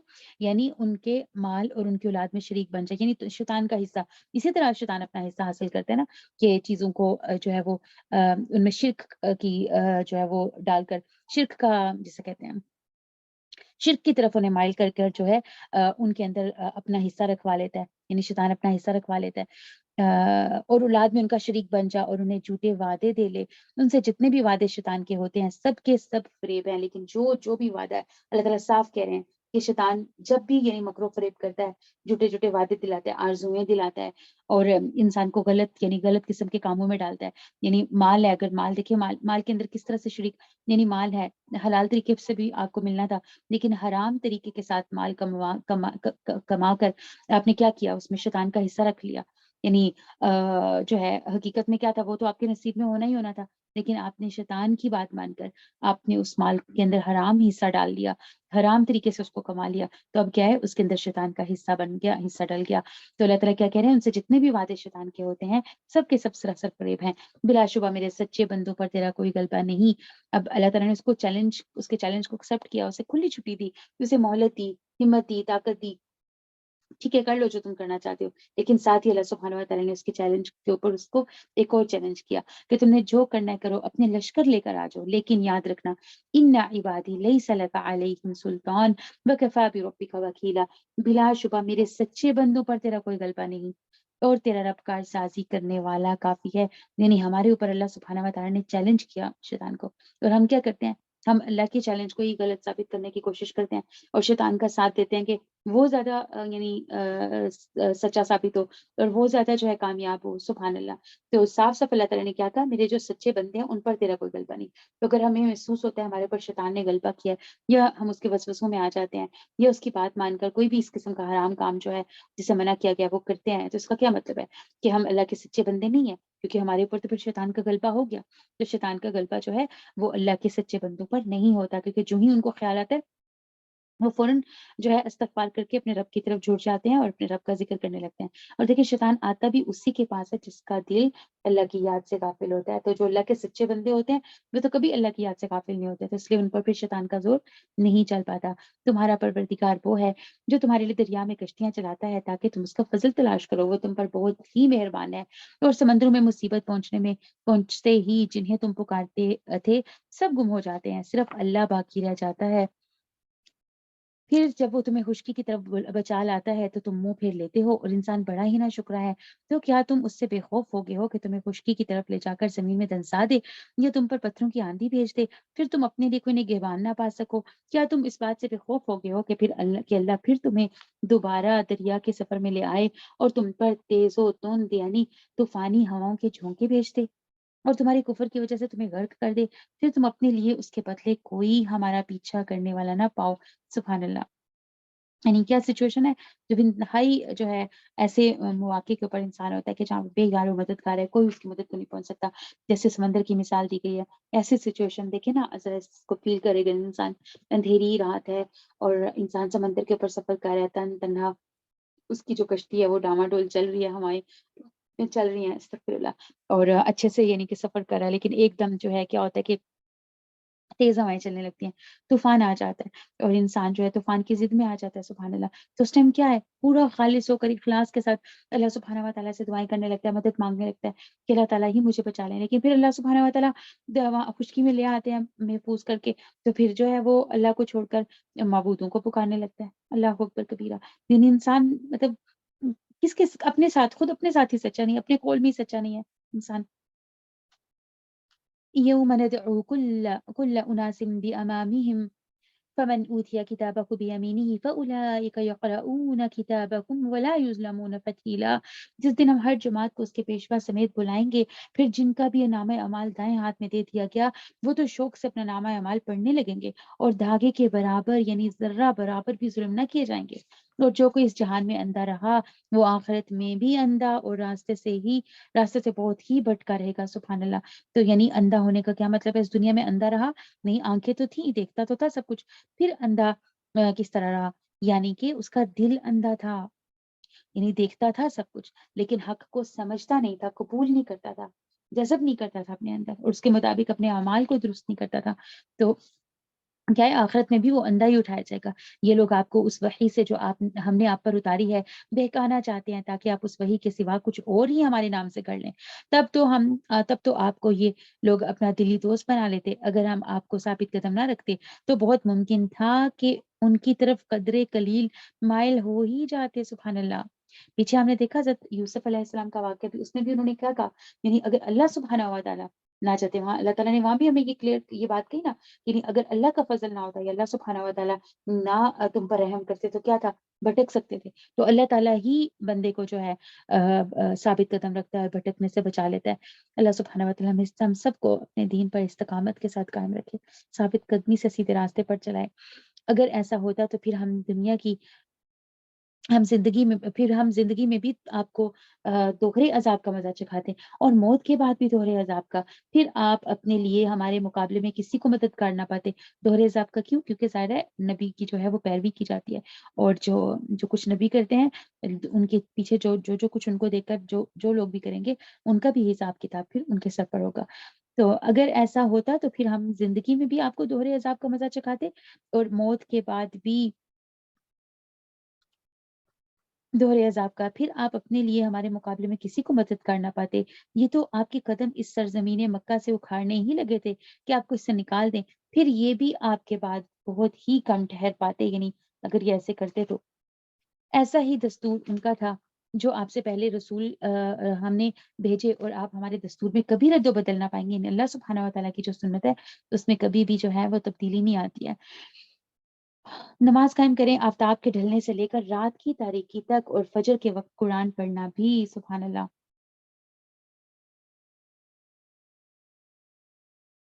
تو یہاں پر کیا کہا جا رہا ہے کہ نماز قائم کریں آفتاب کے ڈھلنے سے لے کر رات کی تاریکی تک. سبحان اللہ. یعنی آفتاب کے ڈھلنے کے بعد ظہر اور عصر کی نماز، اور تاریکی کی رات نمازیں کون سی ہوتی ہیں؟ مغرب اور عشاء کی نمازیں. اور پھر اللہ تعالیٰ کیا کہہ رہے ہیں، اور فجر کے وقت قرآن پڑھنا بھی، یعنی پھر فجر کا بھی بیچ میں ذکر کر دیا. ٹھیک ہے انشاءاللہ عز و جل. تو کیا ہے، 5 نمازوں کی یہاں پر جو ہے وہ بات ہو رہی ہے. اور فجر کے وقت جو ہے قرات کیونکہ لمبی ہوتی ہے فجر کی نماز میں، تو اس وجہ سے بھی جو ہے اس کے لیے قرآن کا لفظ یوز کیا گیا. اور فجر کے وقت قرآن پڑھنا بھی، یقیناً فجر کے وقت قرآن پڑھنا فرشتوں کے حاضر ہونے کا وقت ہے. سبحان اللہ. یعنی جو فجر کے وقت کا قرآن ہے وہ، کیونکہ فرشتے اس وقت کیا کرتے ہیں، تبدیل ہو رہے ہوتے ہیں نا، نئے فرشتے آتے ہیں. سبحان اللہ. تو کیا کرتے ہیں، انسان کا جو ہے وہ اعمال انسان کے لے کر اللہ سبحانہ و تعالیٰ کو جا کر بتاتے ہیں. حدیث میں آتا ہے کہ رات والے فرشتے جب اللہ کے پاس جاتے ہیں تو اللہ تعالیٰ ان سے پوچھتا ہے، حالانکہ وہ خوب جانتا ہے، تم نے میرے بندوں کو کس حال میں چھوڑا؟ فرشتے کہتے ہیں جب ہم ان کے پاس گئے تھے اس وقت بھی وہ نماز پڑھ رہے تھے، اور جب ہم ان کے پاس سے آئے ہیں تو بھی انہیں نماز پڑھتے ہوئے ہی چھوڑ کر آئے ہیں. سبحان اللہ. تو فجر کے وقت کی جو نماز ہے، یا فجر کے وقت کا جو قرآن ہے، وہ کیا ہے، اللہ سبحانہ و تعالیٰ کے سامنے پیش کیا جاتا ہے. ام رات کے کچھ حصے میں تہجد کی نماز میں قرآن کی تلاوت کریں. سبحان اللہ. کتنا صاف صاف یعنی اللہ سبحانہ و تعالیٰ نے بتا دیا نا. وَمِنَ اللَّيْلِ فَتَهَجَّدْ بِهِ نَافِلَةً لَكَ عَسَىٰ أَن يَبْعَثَكَ رَبُّكَ مَقَامًا مَحْمُودًا. یعنی عزت لینی ہے، اللہ سبحانہ و تعالیٰ سے مقام محمود لینا ہے. تو کرنا کیا ہے، کرنے کا کام کیا ہے، نوافل کی کثرت کرو. یعنی کہ تہجد کے وقت جو ہے نماز پڑھو، اور تہجد کے وقت نماز میں قرآن کی تلاوت کرو. یہ آپ کے لیے نفل ہے، یعنی ایکسٹرا چیز ہے. ان قریب آپ کا رب آپ کو مقام محمود میں کھڑا کرے گا. سبحان اللہ. اور دعا کیا کریں کہ اے میرے پروردگار، تو مجھے جہاں بھی لے جائے سچائی کے ساتھ لے جائے. یہ دعا بہت خوبصورت ہے. وَقُلْ رَبِّ أَدْخِلْنِي مُدْخَلَ صِدْقٍ وَأَخْرِجْنِي مُخْرَجَ صِدْقٍ وَاجْعَل لِّي مِن لَّدُنكَ سُلْطَانًا نَصِيرًا. یعنی کیا دعا کیا کریں اپنے رب سے کہ اے میرے پروردگار، تو مجھے جہاں بھی لے جا سچائی کے ساتھ لے جا، سچائی کے ساتھ اچھی طرح لے جا، اور جہاں سے نکالے تو سچائی کے ساتھ اچھی طرح نکال، اور میرے لیے اپنے پاس سے غلبہ اور امداد مقرر کر دے. سبحان اللہ. کہا جاتا ہے کہ جب ہجرت نبی صلی اللہ علیہ وسلم کر رہے تھے تو یہ اس موقع پر جو ہے یہ نازل ہوئی تھی. تو یہ بہت خوبصورت دعا ہے، مانگنی چاہیے ہمیں کہ ربی ادخلنی مدخل صدق واخرجنی مخرج صدق واجعل لی من لدنک سلطانا نصیرا. سفر میں بھی نبی صلی اللہ علیہ وسلم جب دوسرے شہر میں داخل ہوتے تھے تو تب جو ہے دوسری بستی میں داخل ہوتے ہوئے دعا پڑھا کرتے تھے، وقل جاء الحق وزهق الباطل ان الباطل کان زہوقا. اور آپ اعلان فرما دیں کہ حق آ گیا اور باطل نیست و نابود ہو گیا. یقیناً باطل تھا بھی نیست و نابود ہونے والا. یہ قرآن جو ہم نازل کر رہے ہیں مومنوں کے لیے تو سراسر شفا اور رحمت ہے، مگر ظالموں کے لیے خسارے کے سوا کوئی چیز کسی چیز میں اضافہ نہیں کرتا۔ سبحان اللہ۔ تو حق ہے جو پیچھے آیت میں دیکھیں کہ کیا ہے کہ حق جو ہے سبحان اللہ اس کو غالب ہونا ہی ہوتا ہے۔ یہ آیت جو ہے جب نبی اکرم صلی اللہ علیہ وسلم نے فتح مکہ کیا نا، تو فتح مکہ کے موقع پر نبی صلی اللہ علیہ وسلم جب خانہ کعبہ میں داخل ہوئے اور وہاں پر دیکھا، یعنی وہاں پہ 360 بت رکھے ہوئے تھے۔ اللہ اکبر کبیرہ، اللہ کے گھر کے اندر 360 بت۔ تو آپ صلی اللہ علیہ وسلم نے کہا، ہاتھ میں چھڑی پکڑی، یعنی چھڑی تھی، اور آپ اس کی نوک سے بتوں کو مارے جا رہے تھے، یعنی بتوں کو توڑے جا رہے تھے، گرائے جا رہے تھے، اور ساتھ ساتھ یہ آیت پڑھے جا رہے تھے، وَقُلْ جَاءَ الْحَقُّ وَزَهَقَ الْبَاطِلُ، یعنی کہ حق آ گیا اور باطل جو ہے وہ مٹ گیا۔ سبحان اللہ۔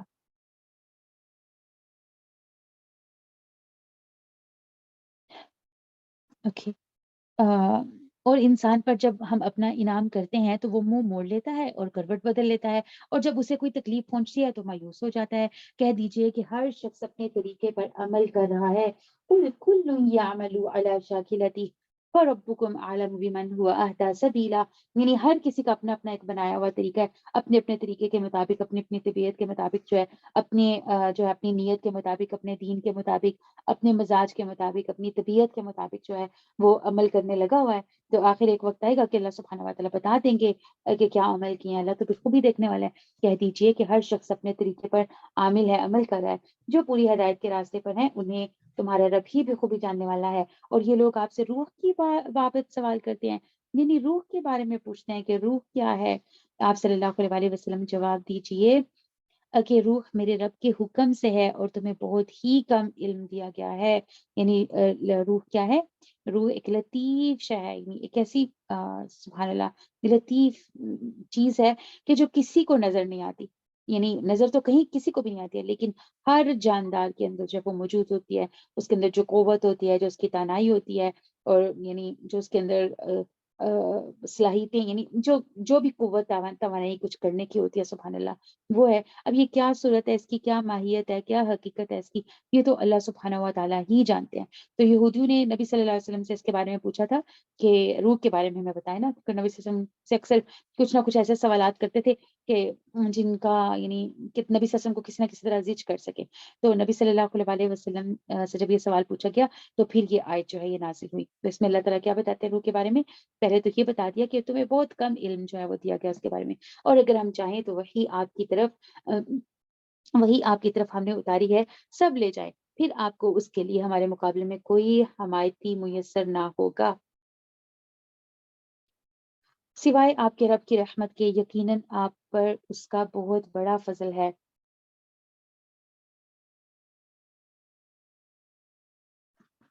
تو اللہ تعالیٰ کیا کہنا چاہ رہے ہیں، کیا کہہ رہے ہیں یہاں پہ کہ روح کے بارے میں جو سوال کر رہے ہو یہ تو ایک ایسی چیز ہے کہ اللہ کا حکم ہے، یہ اللہ کا امر ہے، کیا ہے کیسی ہے، یہ تو میں نے کبھی کسی یعنی پیغمبروں تک کو اس کا علم نہیں دیا، کسی کو جو ہے اس کا علم نہیں دیا، تو تم کیا مطلب کس لیے اس کا سوال یعنی یہ سوال پوچھ رہے ہو، تمہیں میں کیسے بتاؤں گا؟ سبحان اللہ۔ تو اس کی حقیقت کیا ہے اللہ سبحانہ و تعالیٰ ہی بہتر جانتے ہیں کہ اس کی حقیقت کیا ہے۔ کہہ دیجئے کہ اگر تم تمام انسان اور تمام جن مل کر اس قرآن کے مثل لانا چاہیں تو ان سب سے اس کے مثل لانا ناممکن ہے، گو وہ آپس میں ایک دوسرے کے مددگار بھی بن جائیں۔ ہم نے تو اس قرآن میں لوگوں کے سمجھنے کے لیے ہر طرح سے مثالیں بیان کر دی ہیں، مگر اکثر لوگ انکار سے باز نہیں آتے۔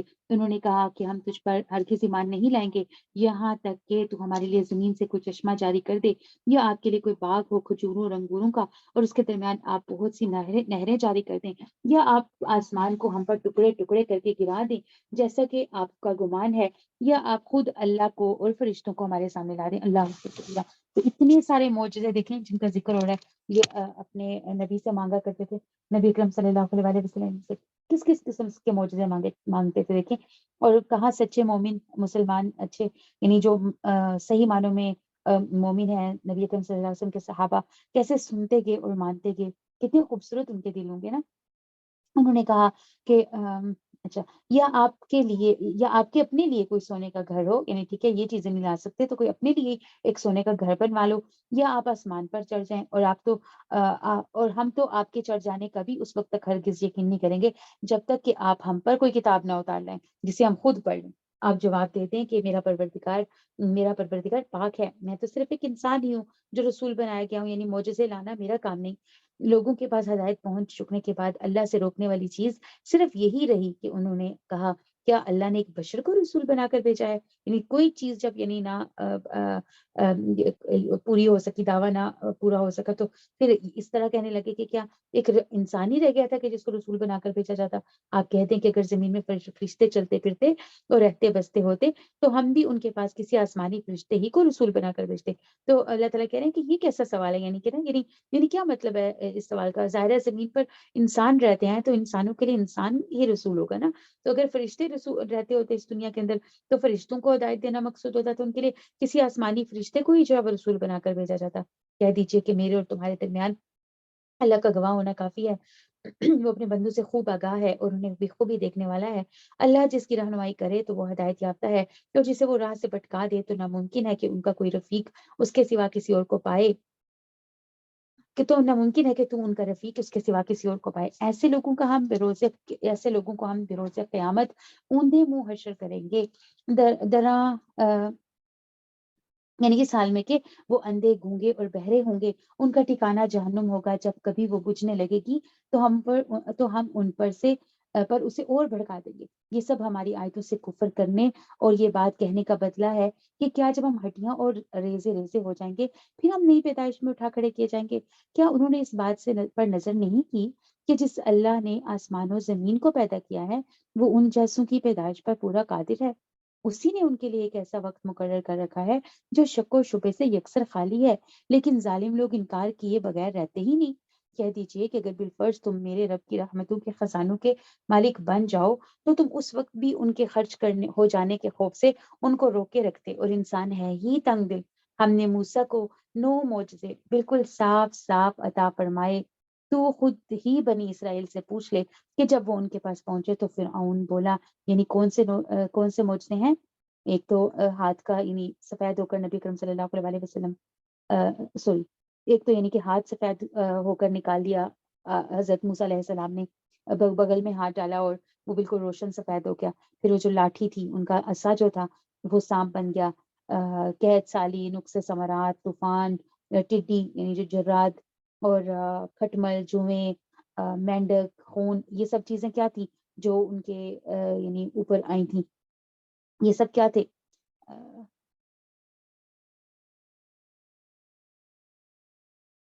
یعنی ڈفرینٹ چیزیں تھی نا، یعنی معجزے وغیرہ تھے۔ تو جو ہے امام حسن بصری کہتے ہیں کہ قحط سالی اور نقص ثمرات ایک ہی چیز ہے، اور 9واں معجزہ لاٹھی کا جادوگروں کی شوبدار بازی کو نگل لینا ہے۔ یعنی کیا کیا معجزے ہوئے پھر حضرت موسیٰ علیہ السلام کے؟ جو یعنی لاٹھی کو پتھر پر مارا اور اسے چشمے ظاہر ہو گئے، یہ بھی ایک معجزہ تھا۔ بادلوں کا سایہ ہو گیا، یہ بھی اللہ کی طرف سے ان پر ایک معجزہ آیا تھا۔ من و سلوہ مل گیا، یہ بھی ایک معجزہ تھا۔ تو سبحان اللہ، ڈفرینٹ قسم کے معجزے تھے۔ تو اللہ تعالیٰ ان کو اوور آل کیا کہہ رہے ہیں کہ وہ 9 قسم کے معجزے تھے۔ تو اللہ تعالیٰ کیا کہہ رہے ہیں کہ ہم نے موسیٰ کو 9 معجزے بالکل صاف صاف عطا فرمائے۔ تو خود ہی بنی اسرائیل سے پوچھ لے کہ جب وہ ان کے پاس پہنچے تو فرعون بولا کہ اے موسیٰ، میرے خیال میں تو تجھ پر جادو کر دیا گیا ہے۔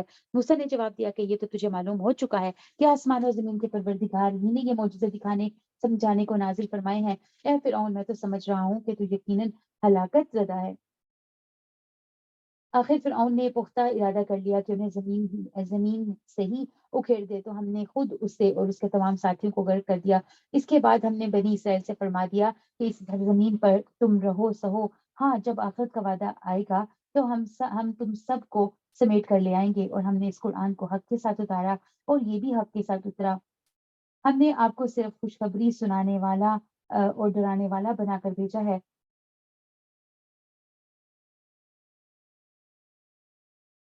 اور قرآن کو ہم نے تھوڑا تھوڑا کر کے اس لیے اتارا ہے کہ آپ اسے ٹھہر ٹھہر کر لوگوں کو سنائیں۔ سبحان اللہ۔ وَقُرْآنًا فَرَقْنَاهُ لِتَقْرَأَهُ عَلَى النَّاسِ عَلَى مُكْثٍ وَنَزَّلْنَاهُ تَنزِيلًا۔ اور قرآن کو ہم نے تھوڑا تھوڑا کر کے اس لیے اتارا ہے کہ آپ اسے ٹھہر ٹھہر کر لوگوں کو سنائیں، اور ہم نے خود بھی اسے بتدریج نازل فرمایا ہے. کہہ دیجئے تم اس پر ایمان لاؤ یا نہ لاؤ. جنہیں اس سے پہلے علم دیا گیا ہے ان کے پاس تو جب بھی اس کی تلاوت کی جاتی ہے وہ ٹھوڑیوں کے بل سجدے میں گر پڑتے ہیں اور کہتے ہیں کہ ہمارا رب پاک ہے، ہمارے رب کا وعدہ بلا شک و شبہ پورا ہو کر رہنے والا ہے. سبحان اللہ. اور وہ اپنی ٹھوریوں کے بل روتے ہوئے سجدے میں گر پڑتے ہیں. سبحان اللہ. کن لوگوں کی بات ہو رہی ہے؟ وہ جو ایمان لے آتے ہیں، جن کے دل خالص ہوتے ہیں، تو کیا کرتے ہیں؟ سبحان اللہ. قل آمنو بھی او لا تؤمنو، یعنی ایمان لاؤ یا نہ لاؤ. ان الذین اوتوا العلم، ہم نے تو جن کو علم دیا ہے، جو علم والے لوگ ہیں، من قبلہ اذا یتلی علیکم، تم سے پہلے جو علم والے لوگ تھے، یعنی جن کو علم دیا گیا ہے، ان کے سامنے جب اس کتاب کی تلاوت کی جاتی ہے تو یخرون للاذقان سجدا، تو اپنی ٹھوریوں کے بل سجدے میں گر پڑتے ہیں. ویقولون سبحان ربنا ان کان وعد ربنا لمفعولا، اور کہتے ہیں کہ ہمارا رب پاک ہے، ہمارے رب کا وعدہ بلا شک و شبہ پورا ہو کر ہی رہنے والا ہے. وَيَخِرُّونَ لِلْأَذْقَانِ يَبْكُونَ وَيَزِيدُهُمْ خُشُوعًا، اور وہ اپنی ٹھوریوں کے بل روتے ہوئے سجدے میں گر پڑتے ہیں اور یہ قرآن ان کی عاجزی اور خشوع و خضوع بڑھا دیتا ہے. سبحان اللہ. تو آیت سجدہ ہے. ہم بھی انشاءاللہ تو جلد سجدہ کر لیتے ہیں.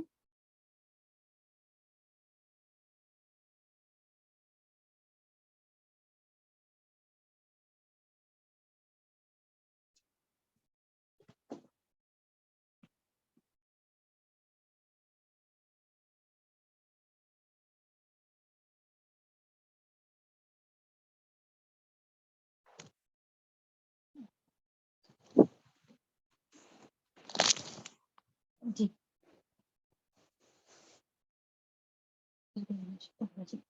قل ادعوا اللہ کا اوید الرحمن، کہہ دیجئے کہ اللہ کو اللہ کہہ کر پکارو یا رحمان کہہ کر پکارو. جس نام سے بھی پکارو تمام اچھے نام اسی کے ہیں. قل ادعوا اللہ اوید الرحمن ایامن تدعو فلہ الاسماء الحسنى ولا تجہر بصلاتک ولا تخافت بها وابتغ بین ذلک سبیلا. کہہ دیجئے کہ اللہ کو اللہ کہہ کر پکارو یا رحمان کہہ کر پکارو. جس نام سے بھی پکارو تمام اچھے نام اسی کے ہیں. نہ تو اپنی نماز بہت بلند آواز سے پڑھ اور نہ بالکل پوشیدہ، بلکہ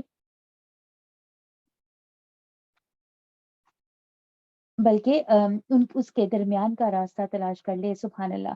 تو اس آیت کی کیا شان نزول ہے؟ ابن عباس رضی اللہ عنہ بیان فرماتے ہیں کہ مکے میں رسول اللہ صلی اللہ علیہ وسلم چھپ چھپ کر رہتے، یعنی کہ ظاہر رہتے تھے. جب اپنے ساتھیوں کو نماز پڑھاتے تو آواز قدرے بلند فرما لیتے. مشرکین قرآن سن کر قرآن کو اور اللہ کو یعنی کیا کرتے کہ غلط آگے سے بہیو کرتے، مذاق اڑاتے، یعنی تضحیق کا نشانہ بناتے. تو اللہ سبحانہ وتعالیٰ نے پھر کیا فرمایا کہ اپنی آواز کو اتنا اونچا نہ کرو کہ مشرکین قرآن کو سن کر اسے برا بھلا کہیں، اور نہ ہی اتنی پست آواز کر دو کہ صحابہ بھی نہ سن سکیں. تو خود نبی صلی اللہ علیہ وسلم کا واقعہ ہے کہ ایک رات نبی صلی اللہ علیہ وسلم کا گزر ابو بکر صدیق رضی اللہ عنہ کے پاس سے ہوا تو دیکھا کہ وہ بہت آہستہ آہستہ آواز سے قرات کر رہے تھے. پھر حضرت عمر رضی اللہ عنہ کو بھی دیکھنے کا اتفاق ہوا، یعنی آپ صلی اللہ علیہ وسلم نے پھر حضرت عمر رضی اللہ عنہ کو دیکھا تو وہ بہت اونچی اونچی آواز سے قرات کر رہے تھے. تو آپ صلی اللہ علیہ وسلم نے دونوں سے پوچھا تو ابو بکر صدیق نے فرمایا میں جس سے مصروف مناجات تھا وہ میری آواز سن رہا تھا، یعنی میں اس لیے آہستہ آہستہ پڑھ رہا تھا کہ میں جس رب سے بات کر رہا تھا، جس سے اپنی باتیں کر رہا تھا یا پڑھ رہا تھا جس کے سامنے، وہ تو میری آواز ویسے بھی سنتا ہے، مجھے پھر اونچا اونچا آواز سے پڑھنے کی کیا ضرورت ہے، تو میں اس لیے آہستہ آواز میں پڑھتا ہوں. حضرت عمر رضی اللہ عنہ نے جواب دیا کہ میرا مقصد سوتوں کو جگانا اور دشمنوں کو شیطان کو بگانا تھا. یعنی حضرت عمر رضی اللہ عنہ کیوں زور زور سے پڑھے تھے؟ تاکہ میرے علاوہ جو باقی لوگ سوئے پڑے ہیں ان کو بھی احساس ہو کے اٹھ کے اللہ کی عبادت کرنی ہے، تو وہ بھی جاگ جائیں اور شیطان بھاگ جائے. تو آپ صلی اللہ علیہ وسلم نے صدیق اکبر رضی اللہ عنہ سے فرمایا اپنی آواز قدرے بلند کرو، یعنی جتنی تمہاری ابھی آواز تھی نماز میں اسے تھوڑی سی زیادہ بڑھا لو. حضرت عمر رضی اللہ عنہ سے کہا کہ آپ اپنی آواز کو تھوڑا سا نیچا کریں، یعنی تھوڑا سا پست کریں. سبحان اللہ. حضرت عائشہ رضی اللہ عنہا فرماتی ہیں کہ یہ آیت دعا کے بارے میں نازل ہے، یعنی دعا مانگتے ہوئے جب آپ دعائیں مانگ رہے ہوتے ہیں تو تب آپ کو کس طرح چیخ چیخ کر زور زور کی آواز سے جو ہے وہ دعائیں نہیں مانگنی چاہیے، بلکہ میانی جو آواز ہے، درمیانی آواز سے جو ہے وہ دعا مانگنی چاہیے. سبحان اللہ. اوكي وقل الحمد لله الذي لم يتخذ ولدا ولم يكن له شريك في الملك ولم يكن له ولي من الذل وكبره تكبيرا. اور یہ کہہ دیجئے کہ تمام تعریفیں اللہ ہی کے لیے ہیں جو نہ اولاد رکھتا ہے نہ اپنی بادشاہت میں کسی کو شریک و ساجی رکھتا ہے، نہ وہ کمزور ہے کہ اس کا کوئی حمایتی ہو، اور تو اس کی پوری پوری بڑائی بیان کرتا رہے. یعنی کیا حکم دیا جا رہا ہے؟ ہر حال میں اللہ سبحانہ و تعالیٰ کی جو ہے وہ بڑائی بیان کرنی ہے، اللہ سبحانہ و تعالیٰ کی تعریف بیان کرنی ہے. سبحان اللہ. اللہ سبحانہ و تعالیٰ ہمیں بھی صبح و شام اپنی تسبیحات کرنے والوں میں شامل فرمائے. آمین الہ آمین. سورۃ الکہف مکی سورہ ہے انشاءاللہ. اعوذ باللہ من الشیطان الرجیم. بسم اللہ الرحمن الرحیم. الحمد لله الذي أنزل على عبده الكتاب ولم يجعل له عوجا قيما لينذر بأسا شديدا من لدنه ويبشر المؤمنين الذين يعملون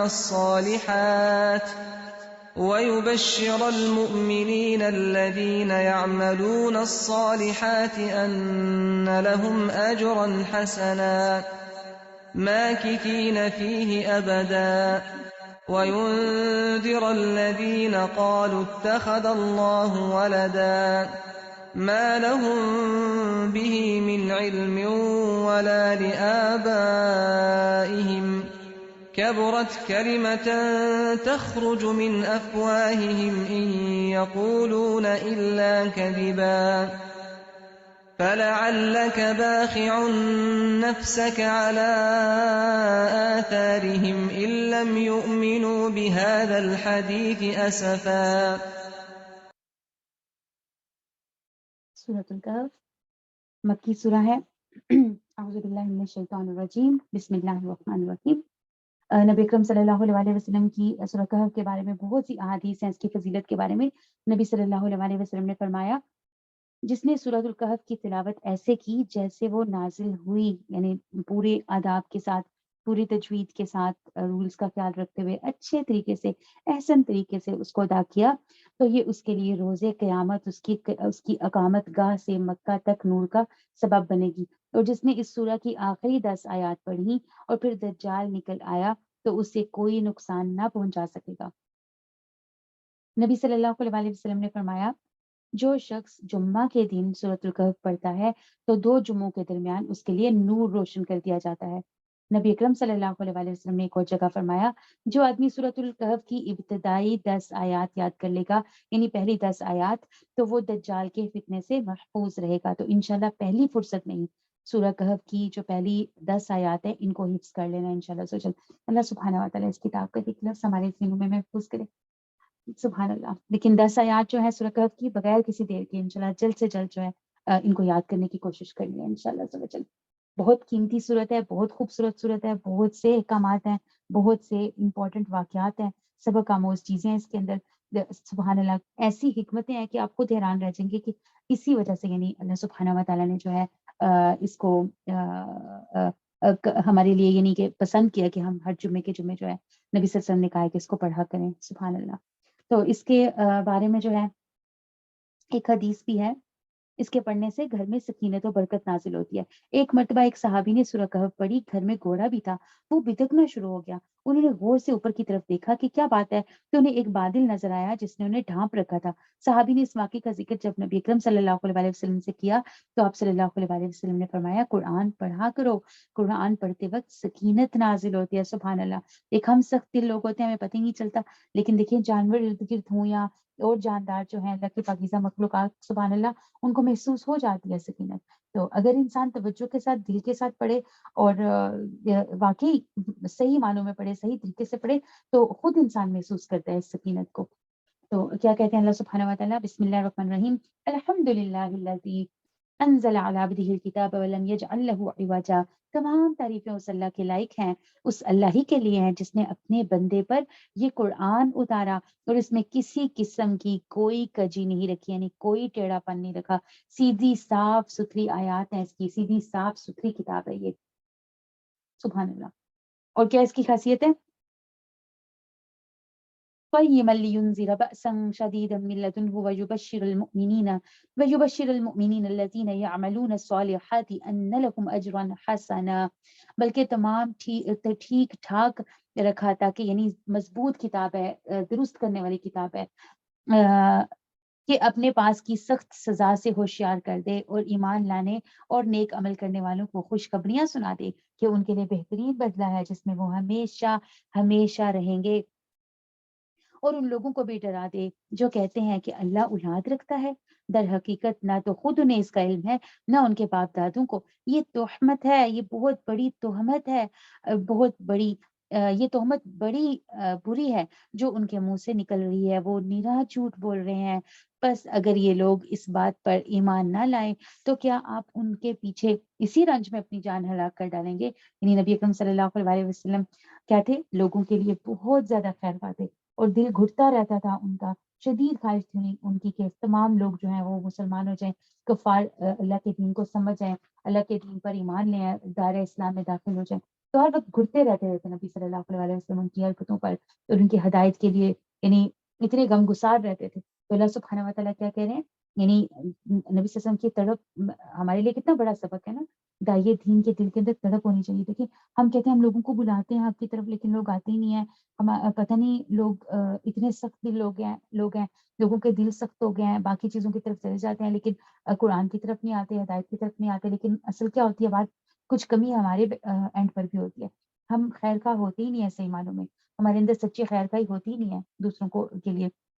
جب سچی خیر خواہی ہوتی ہے نا تو اللہ سبحانہ وتعالیٰ زبان میں تاثیر بھی پیدا کر دیتے ہیں، سبحان اللہ۔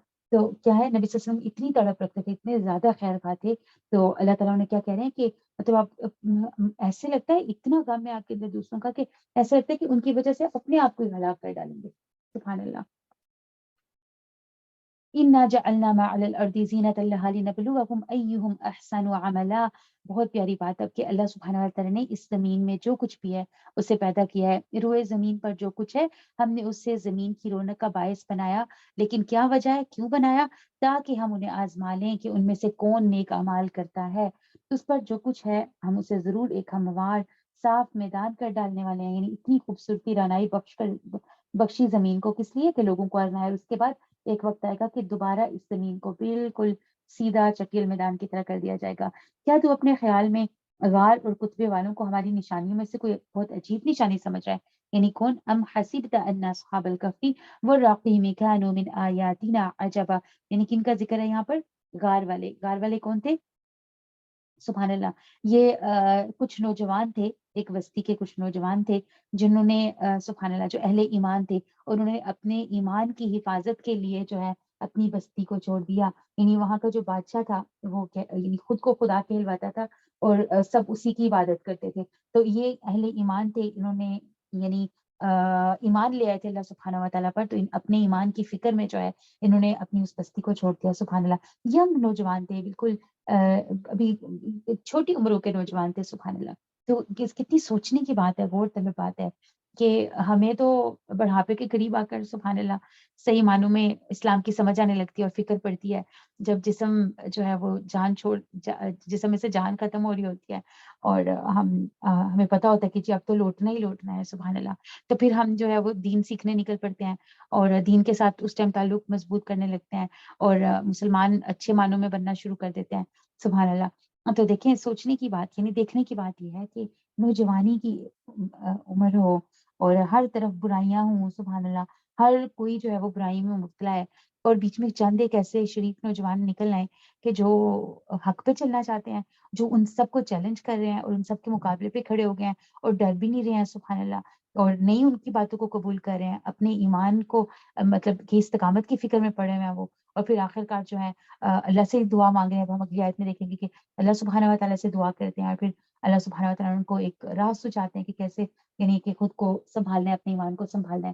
تو ہمیں بھی اپنی جو ہے نسل، ینگ جنریشن جو ہے اس کی فکر کرنے کی ضرورت ہے، سبحان اللہ، کہ مطلب کیسی سوچ ہے نا ہمارے نوجوانوں کی، کس طرف ہمارے مسلمان جا رہے ہیں، سبحان اللہ۔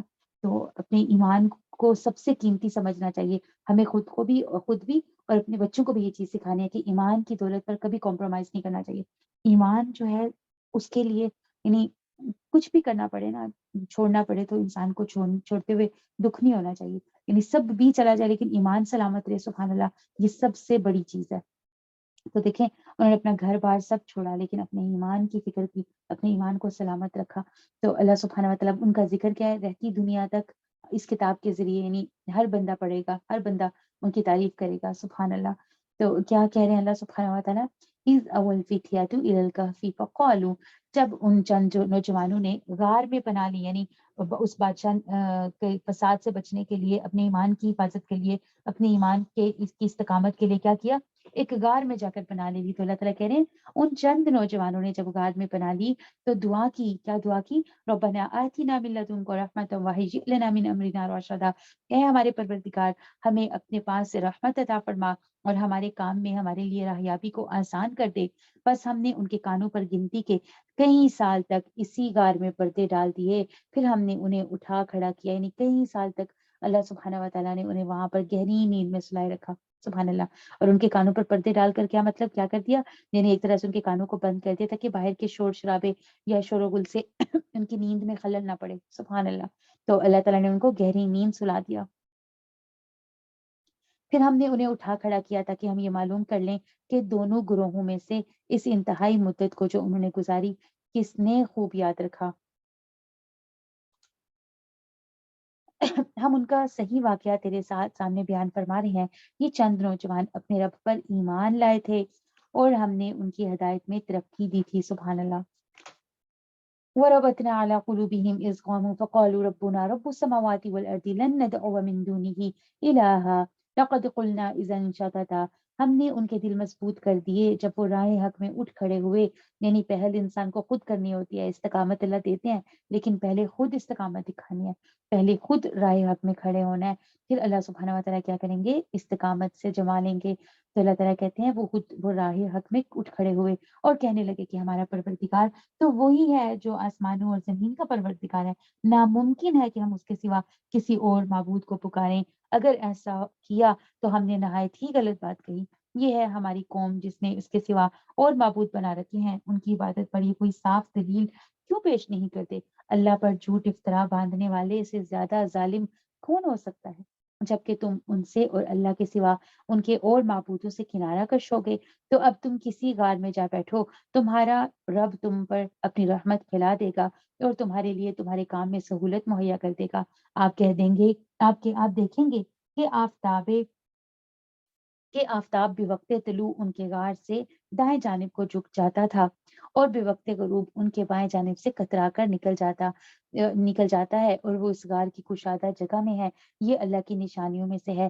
اللہ جس کی رہبری فرمائے وہ راہ راست پر ہے، اور جسے وہ گمراہ کر دے ناممکن ہے کہ آپ اس کا کوئی کارساز اور رہنما پا سکیں، سبحان اللہ۔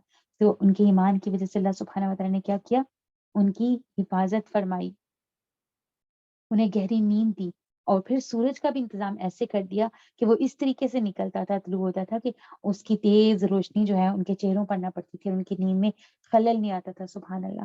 تو اللہ سبحانہ و تعالیٰ کہتے ہیں کہ اللہ جس سے چاہے راہ راست پر قائم رکھے اور جسے چاہے وہ گمراہ کر دے، یعنی اور جس کو گمراہ اللہ کر دے پھر اس کو کوئی دنیا کی طاقت بھی جو ہے وہ راہ ہدایت پر نہیں لا سکتی۔ اللہ سبحانہ و تعالیٰ ہم سب کو اپنی ہدایت پر استقامت عطا فرمائے، ہدایت عطا کر کے اس پر چلاتے رہیں۔ آپ خیال کریں گے کہ وہ بیدار ہیں حالانکہ وہ سوئے ہوئے ہیں، ہم خود ہی دائیں بائیں ان کی کروٹیں بدلتے رہتے ہیں، سبحان اللہ۔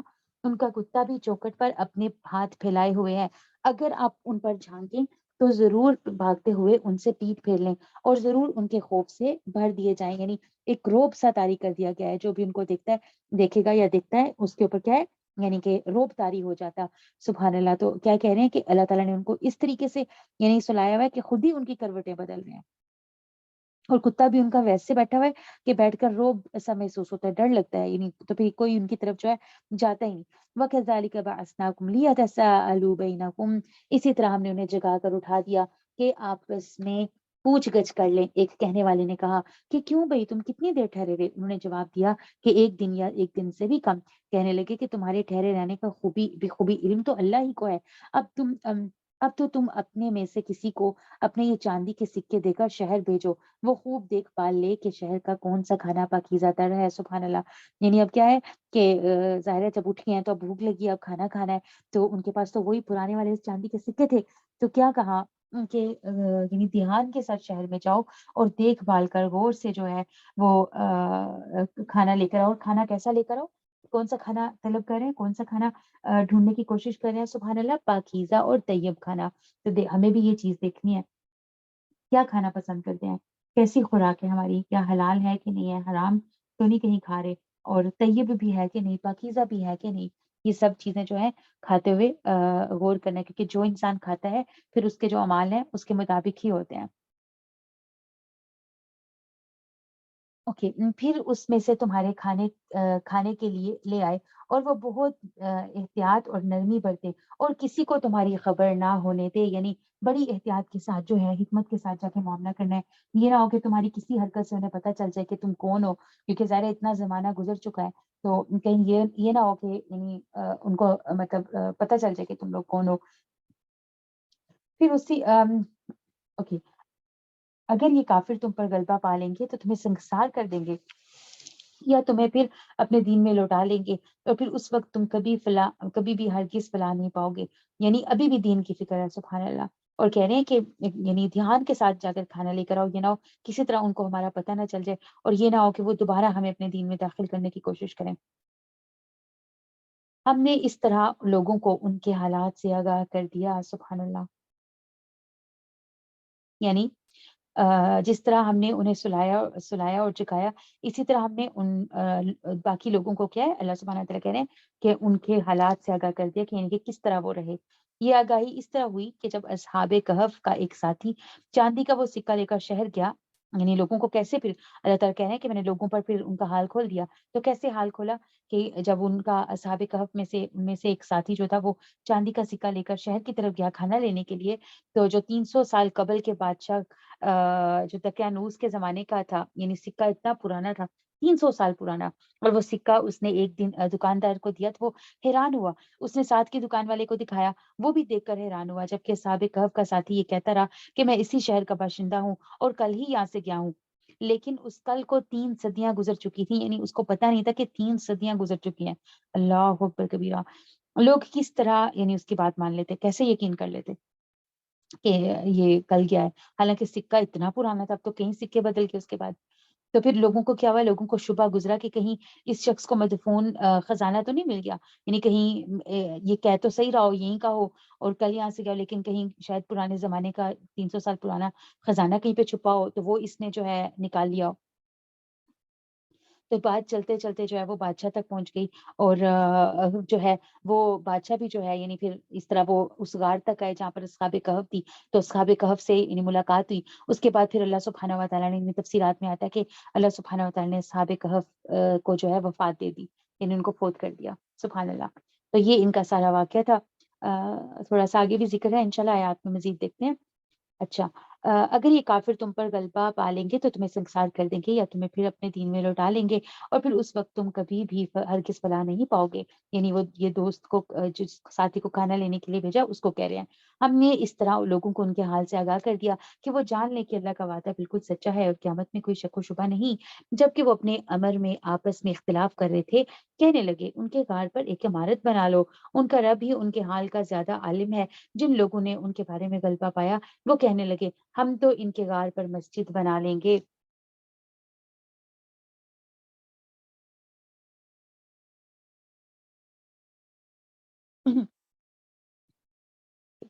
कुछ लोग तो कहेंगे कि अस्हाबे कहफ 3 थे और चौथा उनका कुत्ता था, यानी अब तादाद में भी इख्तिलाफ है। कितने साल रहे इसमें भी इख्तिलाफ और फिर इस चीज़ में भी इख्तिलाफ कि वो थे कितने लोग। तो कुछ लोग तो कहेंगे कि अस्हाबे कहफ 3 थे और चौथा उनका कुत्ता था। कुछ कहेंगे कि 5 थे और छठा उनका कुत्ता था। गैर की बातों में अटकल के तीर तक्के चलाते हैं, यानी कि बस ऐसे ही यानी बातें बनाते हैं, यानी गेस करते हैं। हकीकत इनको में से किसी को भी पता नहीं है।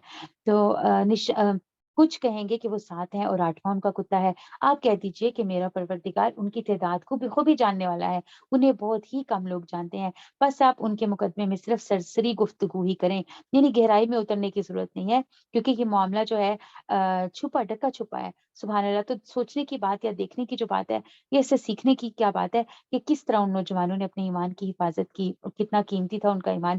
اور پھر ساتھ یہ دیکھنے کی ضرورت ہے کہ جو لوگ بھی اپنے ایمان کی حفاظت کرتے ہیں تو اللہ سبحانہ و تعالیٰ آخر کار ان کو ضائع نہیں کرتا، ان کو ناکام نہیں کرتا. ہم نے حضرت حاجرہ کے بارے میں بھی دیکھا، اللہ سبحانہ و تعالیٰ نے ان کو کیسے مطلب میدان کس طرح خالی مطلب بے یعنی جہاں پر کوئی آبادی نہیں ہے، ایسی جگہ کے اوپر اللہ سبحانہ و تعالیٰ نے ان کی حفاظت کی، ان کے بچے کی حفاظت کی. سبحان اللہ. تو یعنی جو اللہ پر ایمان لا کر اللہ کی رضا میں راضی ہو جاتا ہے، پھر اللہ سبحانہ و تعالیٰ اسے کبھی ضائع نہیں کرتے بلکہ ان کی قدر کرتے ہیں. سبحان اللہ. تو یہ اس سے سبق لینے کی ضرورت ہے. بس آپ ان کے مقدمے میں یعنی ان کے بارے میں سرسری گفتگو ہی کریں اور ان میں سے کسی سے ان کے بارے میں پوچھ گچھ بھی نہ کریں، اور ہرگز کسی کام پر یوں نہ کہنا کہ میں اسے کل کروں گا. سبحان اللہ. اب ایک اور قاعدہ سکھایا جا رہا ہے ہمیں کہ جب بھی کوئی معاملہ ہو یعنی کوئی کام کرنا ہو تو کبھی یوں نہ کہو میں کل کروں گا، یعنی صرف اتنا نہ کہو کہ میں کل کروں گا، بلکہ کیا کہا کرو کہ جو ہے انشاءاللہ کہہ کر جو ہے معاملے کو کی بات کیا کرو. تو مگر ساتھ ہی انشاءاللہ کہہ لینا، اور جب بھی بھولے اپنے پروردگار کی یاد کر لیا کرنا. یعنی جب کبھی ہوتا ہے غفلت آ گئی، الا ان یشاء اللہ واذکر ربک اذا نسیت وقل عسى ان یهدینی ربی لاقرب من هذا رشدا. یعنی جب بھی کبھی کیا ہو کہ اگر بھول جاؤ، غلطی ہو جائے، اللہ کی یاد نہ رہے تو کیا کرو، فوراً اللہ سبحانہ و تعالیٰ کی جو ہے کو یاد کرنے لگ جاؤ. کیا کہہ رہے ہیں، اور جب بھی بھولے اپنے پروردگار کی یاد کر لیا کرنا اور کہتے رہنا کہ مجھے پوری امید ہے کہ میرا رب مجھے اس سے بھی زیادہ ہدایت کے قریب کی بات کی طرف رہنمائی کرے گا. سبحان اللہ. وہ لوگ اپنے غار میں 300 سال تک رہے اور 900 سال تک 900 سال زیادہ گزارے. تو یہ جو اوپر کی آیت ہے نا انشاءاللہ والی، اس میں تفسیروں میں بیان ہوتا ہے سبحان اللہ کہ یہودیوں نے نبی صلی اللہ علیہ وسلم سے کچھ باتیں پوچھی، یعنی کچھ سوال کیے، 3 سوال پوچھے، جن میں ایک تو وہ جو پیچھے گزرا کہ روح کے بارے میں، یہ سلونا کا روح کے بارے میں وہ سوال کرتے ہیں، ایک وہ تھا. پھر ایک اصحاب کہف کے بارے میں پوچھا، اور پھر ذوالقرنین کے بارے میں پوچھا. تو یہ تینوں سوالات جو ہیں یہ اللہ سبحانہ و تعالیٰ کو پتہ تھے، نبی صلی اللہ علیہ وسلم کو تو ان کا جواب نہیں پتا تھا، نبی صلی اللہ علیہ وسلم تو نہیں ان کو جانتے تھے.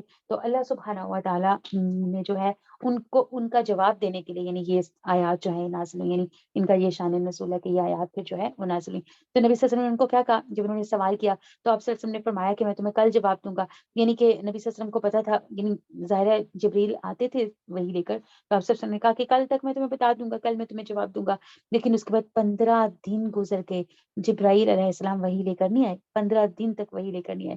پھر جب آئے تو اللہ سبحانہ و تعالیٰ نے انشاءاللہ کہنے کا حکم دیا. یعنی آئے تو کیا بتایا، یعنی کیوں اتنے دن کا وقفہ آیا، اللہ تعالیٰ نے نبی کو سکھانا تھا کہ جب بھی کوئی کام کرتے ہو، کام کا ارادہ کرتے ہو، یوں نہ کہہ دے ہاں میں کروں گا، ہاں میں کل کروں گا، یا میں پرسوں کروں گا، بلکہ کیا کرو انشاءاللہ میں کل کروں گا، یا انشاءاللہ، یا کوئی بھی معاملہ یعنی کل فیوچر کی بات کرنی ہو تو کیا کرو انشاءاللہ کہہ کر جو ہے وہ کیا کرو. سبحان اللہ.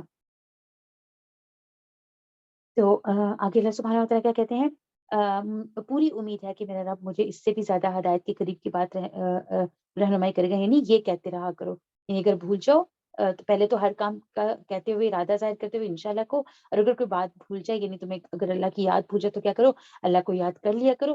اور یہ کہتے رہا کرو کہ مجھے پوری امید ہے کہ میرا رب مجھے اس سے بھی زیادہ ہدایت کے قریب کی بات کی رہنمائی فرمائے گا. وہ لوگ اپنے غار میں 300 سال تک رہے اور 900 سال اور زیادہ گزارے. 9 سال سوری، وہ لوگ اپنے غار میں 300 سال تک رہے اور 9 سال اور زیادہ گزارے. یعنی ٹوٹل کتنے ہوئے پھر 309 سال. آپ کہہ دیں اللہ ہی کو ان کے ٹھہرے رہنے کی مدت کا بھی خوبی علم ہے. آسمانوں اور زمین کا غیب صرف اسی کو ہے، اسی کو حاصل ہے. کیا ہی خوب دیکھنے والا ہے اور وہ کیا ہی خوب سننے والا ہے. سوائے اللہ کے ان کا کوئی مددگار نہیں. اللہ اپنے حکم میں کسی کو شریک نہیں کرتا. تیری جانب جو تیرے رب کی وحی کی گئی ہے اسے پڑھتا رہ، اس کی باتوں کو کوئی بدلنے والا نہیں، تو اس کے سوا ہرگز کوئی پناہ کی جگہ نہ پائے گا. اور اپنے آپ کو ان لوگوں کے ساتھ رکھا کر جو اپنے پروردگار کو صبح و شام پکارتے ہیں، اس کی رضامندی اور خوشنودی چاہتے ہیں. خبردار تیری نگاہیں ان سے نہ ہٹنے پائیں.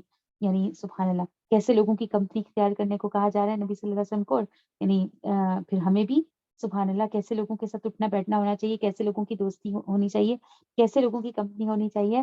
اپنے آپ کو ان لوگوں کے ساتھ رکھا کر جو اپنے اپنے پروردگار کو صبح و شام پکارتے ہیں، اس کی رضامندی اور خوشنودی چاہتے ہیں. خبردار تیری نگاہیں ان سے ہٹنے نہ پائیں، یعنی اپنے آپ کو ان سے جو ہے الگ کر کے ایسے لوگوں کے ساتھ نہ دوستی اختیار کرنا جو اللہ کو یاد ہی نہیں کرتے اور دنیا کی زندگی کے اندر مگن ہے۔ سبحان اللہ۔ یعنی یہاں پر جو ہے مراد جو ہے وہ والے صحابہ کرام ہیں جو غریب اور کمزور تھے، جن کے ساتھ بیٹھنا جو ہے قریش پسند نہیں کرتے تھے۔ سبحان اللہ۔ تو سعد بن ابی وقاص رضی اللہ عنہ فرماتے ہیں کہ ہم کل یعنی 6 آدمی تھے جو نبی صلی اللہ علیہ وسلم کے ساتھ تھے، یعنی تو قریش جو ہے ان کو پسند نہیں کرتے تھے۔ میرے علاوہ بلال ابن مسعود، اور بلال بھی دیکھیں جب بلال رضی اللہ عنہ ایک یعنی کہ غلام تھے نا پہلے، ابن مسعود رضی اللہ عنہ ایک حذیل قبیلے کا صحابی اور 2 صحابہ اور تھے۔ قریش مکہ نے خواہش ظاہر کی کہ ان لوگوں کو اپنے پاس سے ہٹا دو تاکہ ہم آپ کی خدمت میں حاضر ہو کر آپ کی باتیں سنیں۔ نبی صلی اللہ علیہ وسلم کے دل میں آیا کہ چلو شاید یہ میری بات سننے کے لیے مطلب آئے ہیں تو میں ان کو ہٹا دیتا ہوں، شاید ان لوگوں کے دلوں کی دنیا بدل جائے، لیکن اللہ سبحانہ وتعالی نے سختی کے ساتھ ایسا کرنے سے منع فرما دیا۔ سبحان اللہ۔ یعنی مخلص جو صحابہ تھے، مخلص مومن جو تھے، وہ چاہے غریب تھے، چاہے طبقے میں بہت یعنی ان کا دنیاوی لحاظ سے بہت لو طبقہ تھا، لیکن یعنی دنیا کمزور تھی ان کی، لیکن اس کے باوجود وہ اللہ سبحانہ وتعالی کی نظر میں ان سب سرداروں سے کئی گنا زیادہ تھے۔ سبحان اللہ۔ یعنی ان کی وقت جو ہے وہ ان کی نسبت یعنی زیادہ تھی۔ سبحان اللہ۔ تو ایمان دیکھیں انسان کی وقت کو بڑھا دیتا ہے، تو اللہ سبحانہ وتعالی نے سختی سے منع کر دیا کہ نہیں ایسا نہیں کرو، اپنے آپ کو ان لوگوں کے ساتھ رکھا کرو جو اپنے پروردگار کو صبح و شام پکارتے ہیں، اس کی رضامندی اور خوشنودی چاہتے ہیں۔ خبردار تیری نگاہیں ان سے نہ ہٹنے پائیں کہ دنیوی زندگی کے ٹھاٹ کے ارادے میں لگ جا، دیکھ اس کا کہنا نہ ماننا جس کے دل کو ہم نے اپنے ذکر سے غافل کر دیا ہے اور جو اپنی خواہش کے پیچھے پڑا ہوا ہے اور جس کا کام حد سے گزر چکا ہے، یعنی حدود کو تجاوز کرنے والا۔ ایسے شخص کے پیچھے نہ لگنا، ایسے شخص کی بات نہ ماننا اور اعلان کر دے کہ یہ سراسر برحق قرآن تمہارے رب کی طرف سے ہے، اب جو چاہے ایمان لائے اور جو چاہے کفر کرے۔ ظالموں کے لیے ہم نے وہ آگ تیار کر رکھی ہے جس کی قناتیں انہیں گھیر لیں گی، اگر وہ فریاد رسی چاہیں گے تو ان کی فریاد رسی اس پانی سے کی جائے گی جو تیل کی تلچھٹ جیسا ہوگا، جو چہرے بھون دے گا، بڑا ہی برا پانی ہے اور بڑی بری آرام گاہ یعنی دوزخ ہے۔ یقیناً جو لوگ ایمان لائیں اور نیک عمل کریں تو ہم کسی نیک عمل کرنے والے کا ثواب ضائع نہیں کرتے، ان کے لیے ہمیشگی والی جنتیں ہیں جن کے نیچے سے نہریں جاری ہوں گی، وہاں ان کو سونے کے کنگن پہنائے جائیں گے اور وہ سبز رنگ کے نرم و باریک اور موٹے ریشم کے لباس پہنیں گے، وہ وہاں تختوں کے اوپر تکیا لگائے ہوئے ہوں گے۔ کیا خوب بدلہ ہے اور کس قدر عمدہ آرام گاہ ہے۔ اور انہیں ان 2 شخصوں کا حال بھی سنا دے جن میں سے ایک کو ہم نے 2 باغ انگوروں کے دے رکھے تھے اور جنہیں کھجوروں کے درختوں سے ہم نے گھیر رکھا تھا، اور دونوں کے درمیان ہم نے کھیتی بھی لگا رکھی تھی، دونوں باغ اپنا پھل خوب لائے اور اس میں کسی طرح کی کمی نہ ہوئی، اور ہم نے ان باغوں کے درمیان نہر جاری کر رکھی تھی، الغرض اس کے پاس میوے تھے۔ ایک دن اس نے باتوں میں اپنے ساتھی سے کہا، یعنی 2 باغ والوں کا قصہ ہی ہے، بہت ایمان افروز اور سبق آموز ہے۔ کیا ہوا، اپنے دوستوں سے کیا کہتے، اپنے ساتھی سے کیا کہتے ہیں، میں تجھ سے زیادہ مالدار ہوں اور جتھے کے اعتبار سے بھی زیادہ مضبوط ہوں۔ یعنی ہوتے ہیں نا دوست ہی دوست ایک دوسرے کے ساتھ اپنا کمپٹیشن شروع کر دیتے ہیں، کمپیئر کرنے لگتے ہیں کہ میں تم سے زیادہ مالدار ہوں اور جتھے کے اعتبار سے بھی زیادہ مضبوط ہوں۔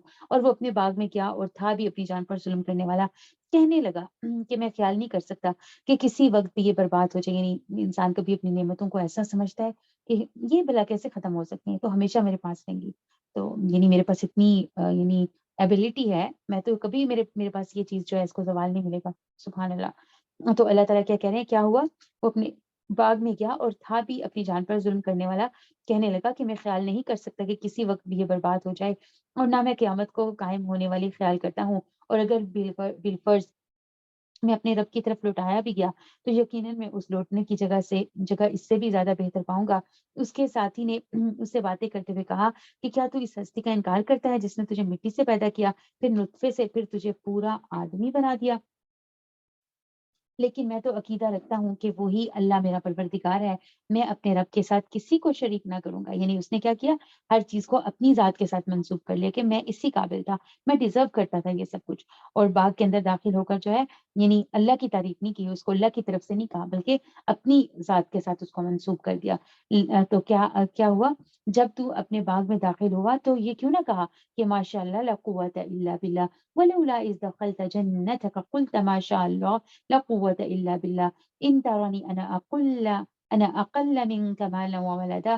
اگر تم مجھے مال و دولت میں اپنے سے کم دیکھ رہا ہے، یعنی اگر تم نے اپنے باغ میں داخل ہوئے ہو اور تم نے دیکھا ہے کہ میرا یہ ساتھی دوست جو ہے مالو اور دنیا میں یعنی دنیا کے مال و متاع میں مجھ سے کمتر ہے، مجھ سے پیچھے ہے، تو تمہیں اپنی نعمت کو دیکھ کر جو ہے شکر ادا کرنا چاہیے تھا اور ماشاء اللہ قوت الا باللہ پڑھنا چاہیے تھا۔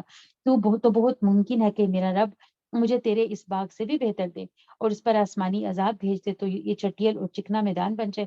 تب وہ اس کو ڈرا رہا ہے دوست کہ دیکھو ان چیزوں کے اوپر نہیں توکل کرتے یا چیزوں کے اوپر نہیں تکبر کرتے، یہ تو اللہ کی دین ہے۔ کیا ممکن اگر آج میرے پاس نہیں ہے کل مجھے مل جائے، اور جو آج تم مجھے اتنا اترا رہے ہو اس پر، تو کیا پتہ کل تم سے یہ چیز جو اللہ سبحانہ وتعالی واپس لے لیں جو تم اپنی ذات کے ساتھ اس کو منسوب کر رہے ہو، تو پھر انسان کیا کر پائے گا؟ کچھ بھی نہیں کر پائے گا۔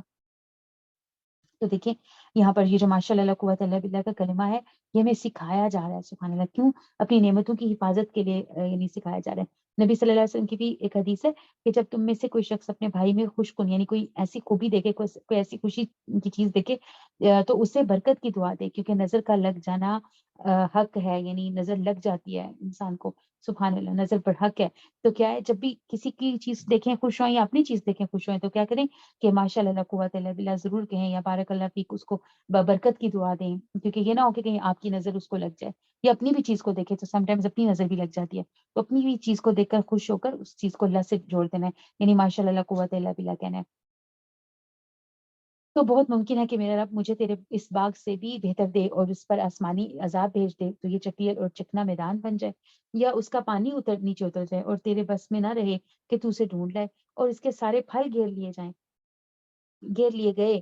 اب کیا ہوا؟ اس کے اس تکبر کی وجہ سے کیا ہوا کہ اس کے سارے پھل اللہ سبحانہ و تعالیٰ نے گھیر لیے، بس وہ اپنے اس خرچ پر جو اس نے کیا تھا ہاتھ ملنے لگا، اور وہ باغ تو اوندا الٹا پڑا تھا، اور وہ شخص یہ کہہ رہا تھا کہ کاش میں نے اپنے رب کے ساتھ کسی کو بھی شریک نہ کیا ہوتا۔ اس کی حمایت میں کوئی جماعت نہ اٹھی کہ اللہ سے اس کا کوئی بچاؤ کرتی، اور نہ وہ خود ہی بدلہ لینے والا بن سکا۔ یعنی کیا ہے؟ یہیں سے ثابت ہے کہ اختیارات صرف اللہ برحق کے لیے ہیں، وہ ثواب دینے اور انجام کے اعتبار سے بہت ہی بہتر ہے، سبحان اللہ۔ یعنی بدلہ لینے کا میں کیا ہے؟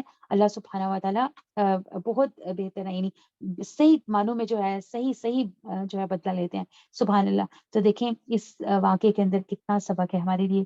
کبھی بھی نعمتوں پر اکڑنا نہیں چاہیے، تکبر نہیں کرنا چاہیے، اور کبھی ان کو دائمی نہیں سمجھنا چاہیے، کبھی یہ نہیں سوچنا چاہیے کہ ان کو زوال نہیں آ سکتا، ہمیشہ رہیں گی۔ نبی صلی اللہ علیہ وسلم دیکھیں ایک دعا میں نبی صلی اللہ علیہ وسلم نے سکھائی تھی کہ اللہم انی اعوذ بک من زوال نعمتک، نبی صلی اللہ علیہ وسلم کی دعا مانگا کرتے تھے، یعنی اے اللہ میں تیرے سے نعمتوں کے زوال سے پناہ مانگتا ہوں، یعنی میں تیری پناہ میں آتا ہوں کہ میرے پاس جو نعمتیں تو نے مجھے عطا کی ہیں ان کو زوال ہو۔ تو نعمتوں کو زوال بھی ہو سکتا ہے، کبھی اکڑنا نہیں چاہیے کسی نعمت کو دیکھ کر کہ میں تو ہوں ہی بڑا قابل، یا تو میں تو ہوں ہی اس قابل، یہ سب تو مجھے میری قابلیت یا میری محنت سے ملا، اور مجھے نہیں لگتا کہ یہ کبھی ختم بھی ہوگا۔ یہ کلمات بڑے تکبر والے اللہ سبحانہ وتعالیٰ کو کبھی پسند نہیں آتے۔ تو دیکھیں باغ والے کے ساتھ اللہ سبحانہ وتعالیٰ نے کیا معاملہ کیا، اتنی محنت جو ہے اس کی ساری اکارت گئی، لگایا باغ پھلوں سے بھرا ہوا، اللہ سبحانہ وتعالیٰ نے کیا کر دیا؟ ریزہ کر دیا۔ استغفر اللہ۔ اوکے، تو اس میں دو اہم چیزیں ہم نے سیکھی کہ کبھی تکبر نہیں کرنا اور کبھی شرک نہیں کرنا، اللہ سبحانہ و تعالیٰ کے ساتھ ہر نعمت کو ملانا ہے، یعنی اللہ سبحانہ و تعالیٰ کی طرف سے ہے، یہی ذہن کے اندر رکھنا ہے، یہی بیلیف رکھنا ہے، اور نعمتوں کو دیکھ کر اللہ کا شکر ادا کرنا ہے، ان پر اکڑنا نہیں ہے۔ اور اگر نعمتیں دیکھتے ہیں اپنے پاس یا کسی کے پاس تو ماشاء اللہ لا قوت الا باللہ کہنا ہے اور برکت کی دعا دینی ہے، یعنی یہ نہیں کہنا کہ یہ میری اپنی محنت کی کمائی ہے اور میری اپنی طرف سے اور یہ کبھی ختم نہیں ہوگی، کبھی ان کو زوال نہیں ہوگا۔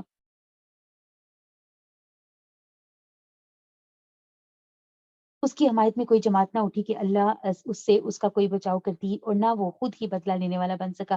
یہیں سے ثابت ہے کہ اختیارات صرف اللہ برحق ہی کے لیے ہیں، وہ ثواب دینے اور انجام کے اعتبار سے بہت ہی بہتر ہے۔ ان کے سامنے دنیا کی زندگی کی مثال بیان کرو، جیسے پانی جسے ہم آسمان سے اتارتے ہیں، اس سے زمین کا سبزہ ملا جلا نکلا ہے، پھر آخر کار وہ چورا چورا ہو جاتا ہے جسے ہوائیں اڑائے لیے پھرتی ہیں، اور اللہ ہر چیز پر قادر ہے۔ مال و اولاد تو دنیا ہی کی زینت ہے، اور ہاں البتہ باقی رہنے والی نیکیاں تیرے رب کے نزدیک تجربۂ ثواب اور آئندہ کی اچھی توقع کے بہت بہتر ہے، سبحان اللہ۔ یعنی کیا؟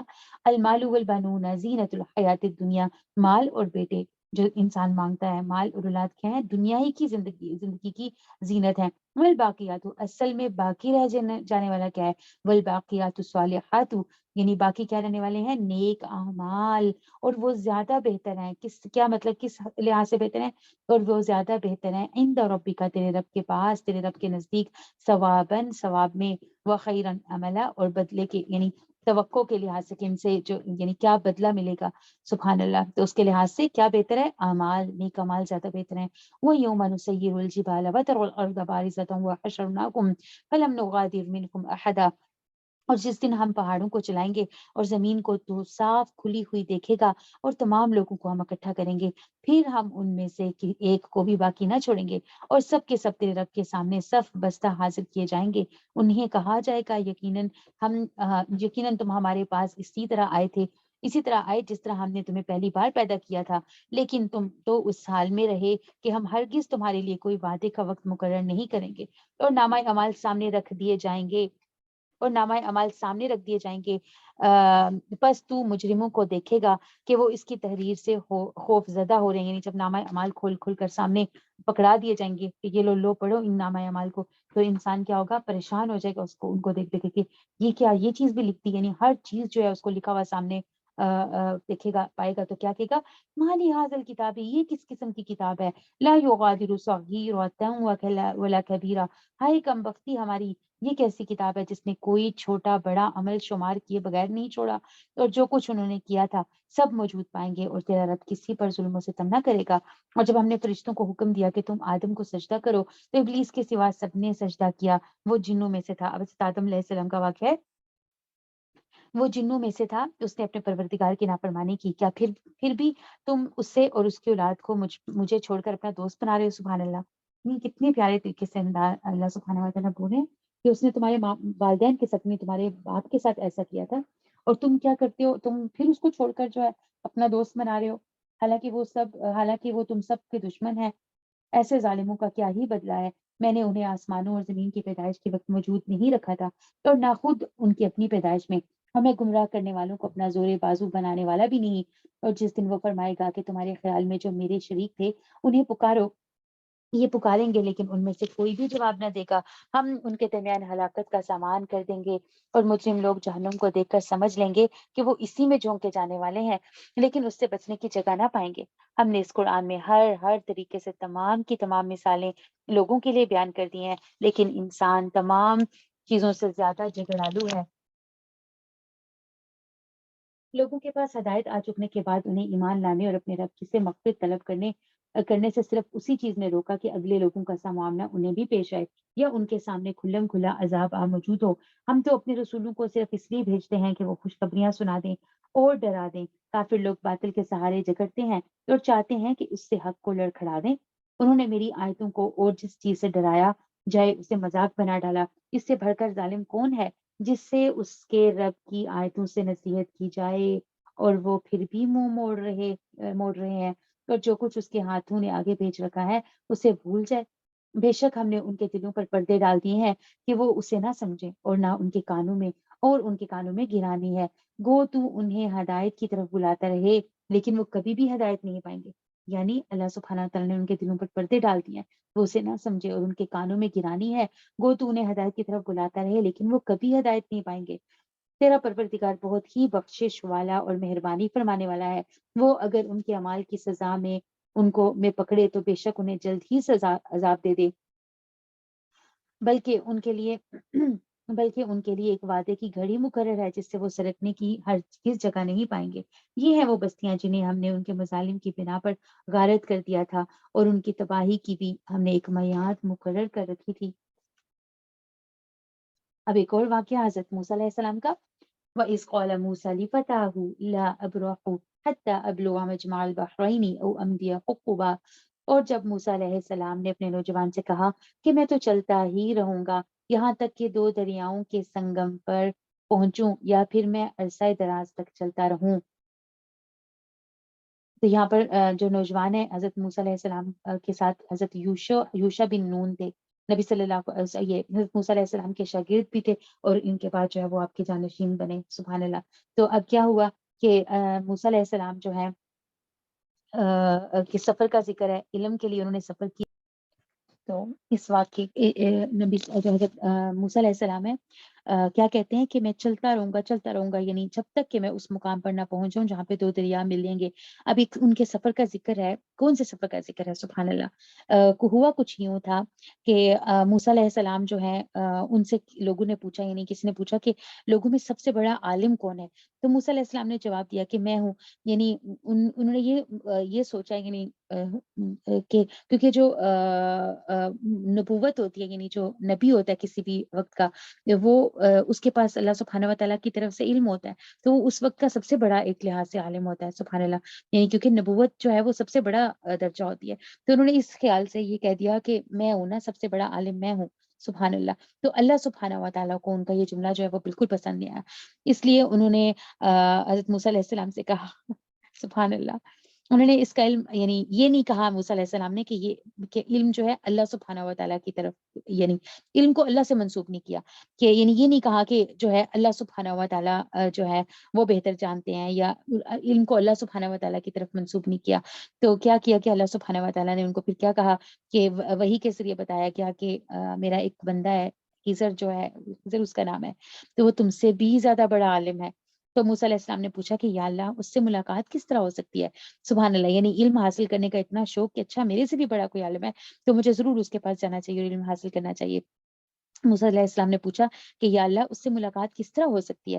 اللہ سبحانہ وتعالی نے فرمایا جہاں دونوں سمندر ملتے ہیں وہیں ہمارا وہ بندہ بھی ہوگا۔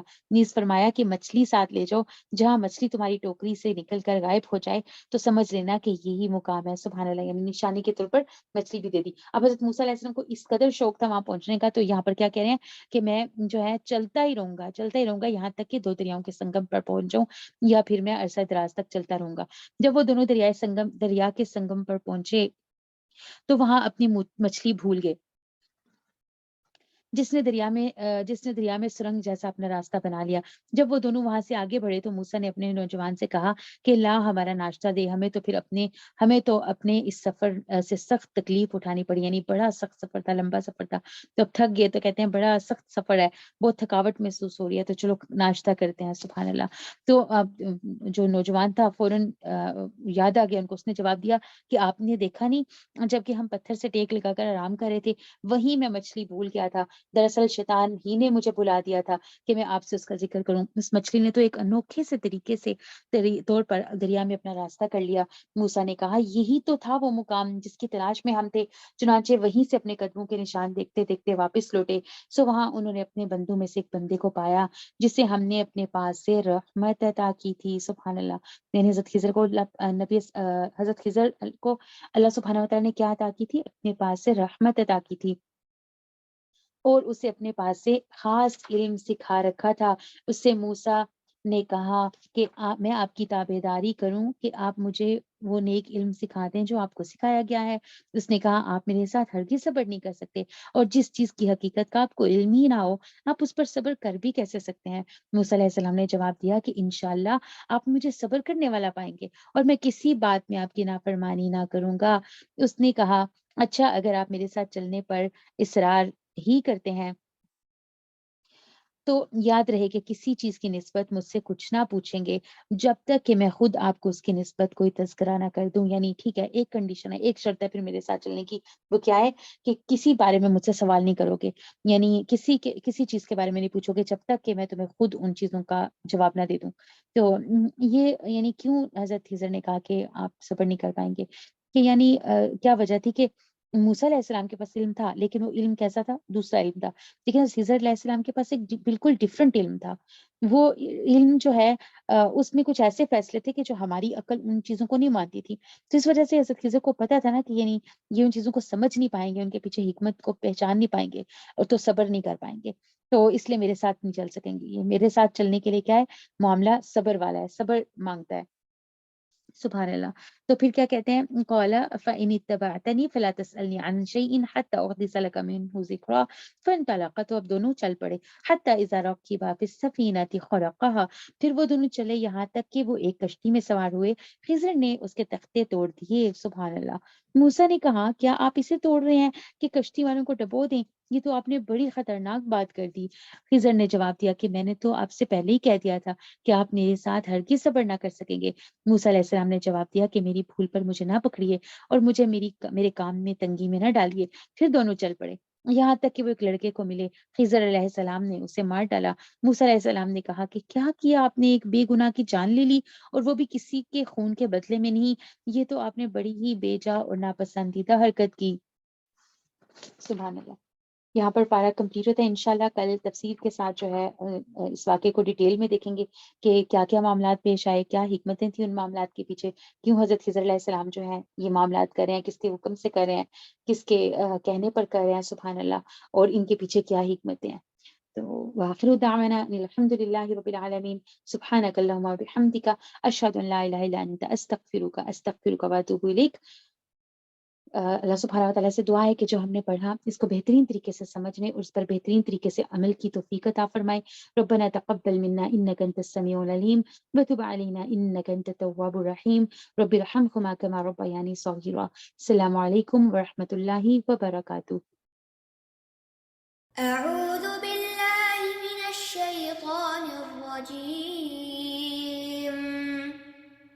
بسم الله الرحمن الرحيم والعصر إن الإنسان لفي خسر إلا الذين آمنوا وعملوا الصالحات وتواصوا بالحق وتواصوا بالصبر۔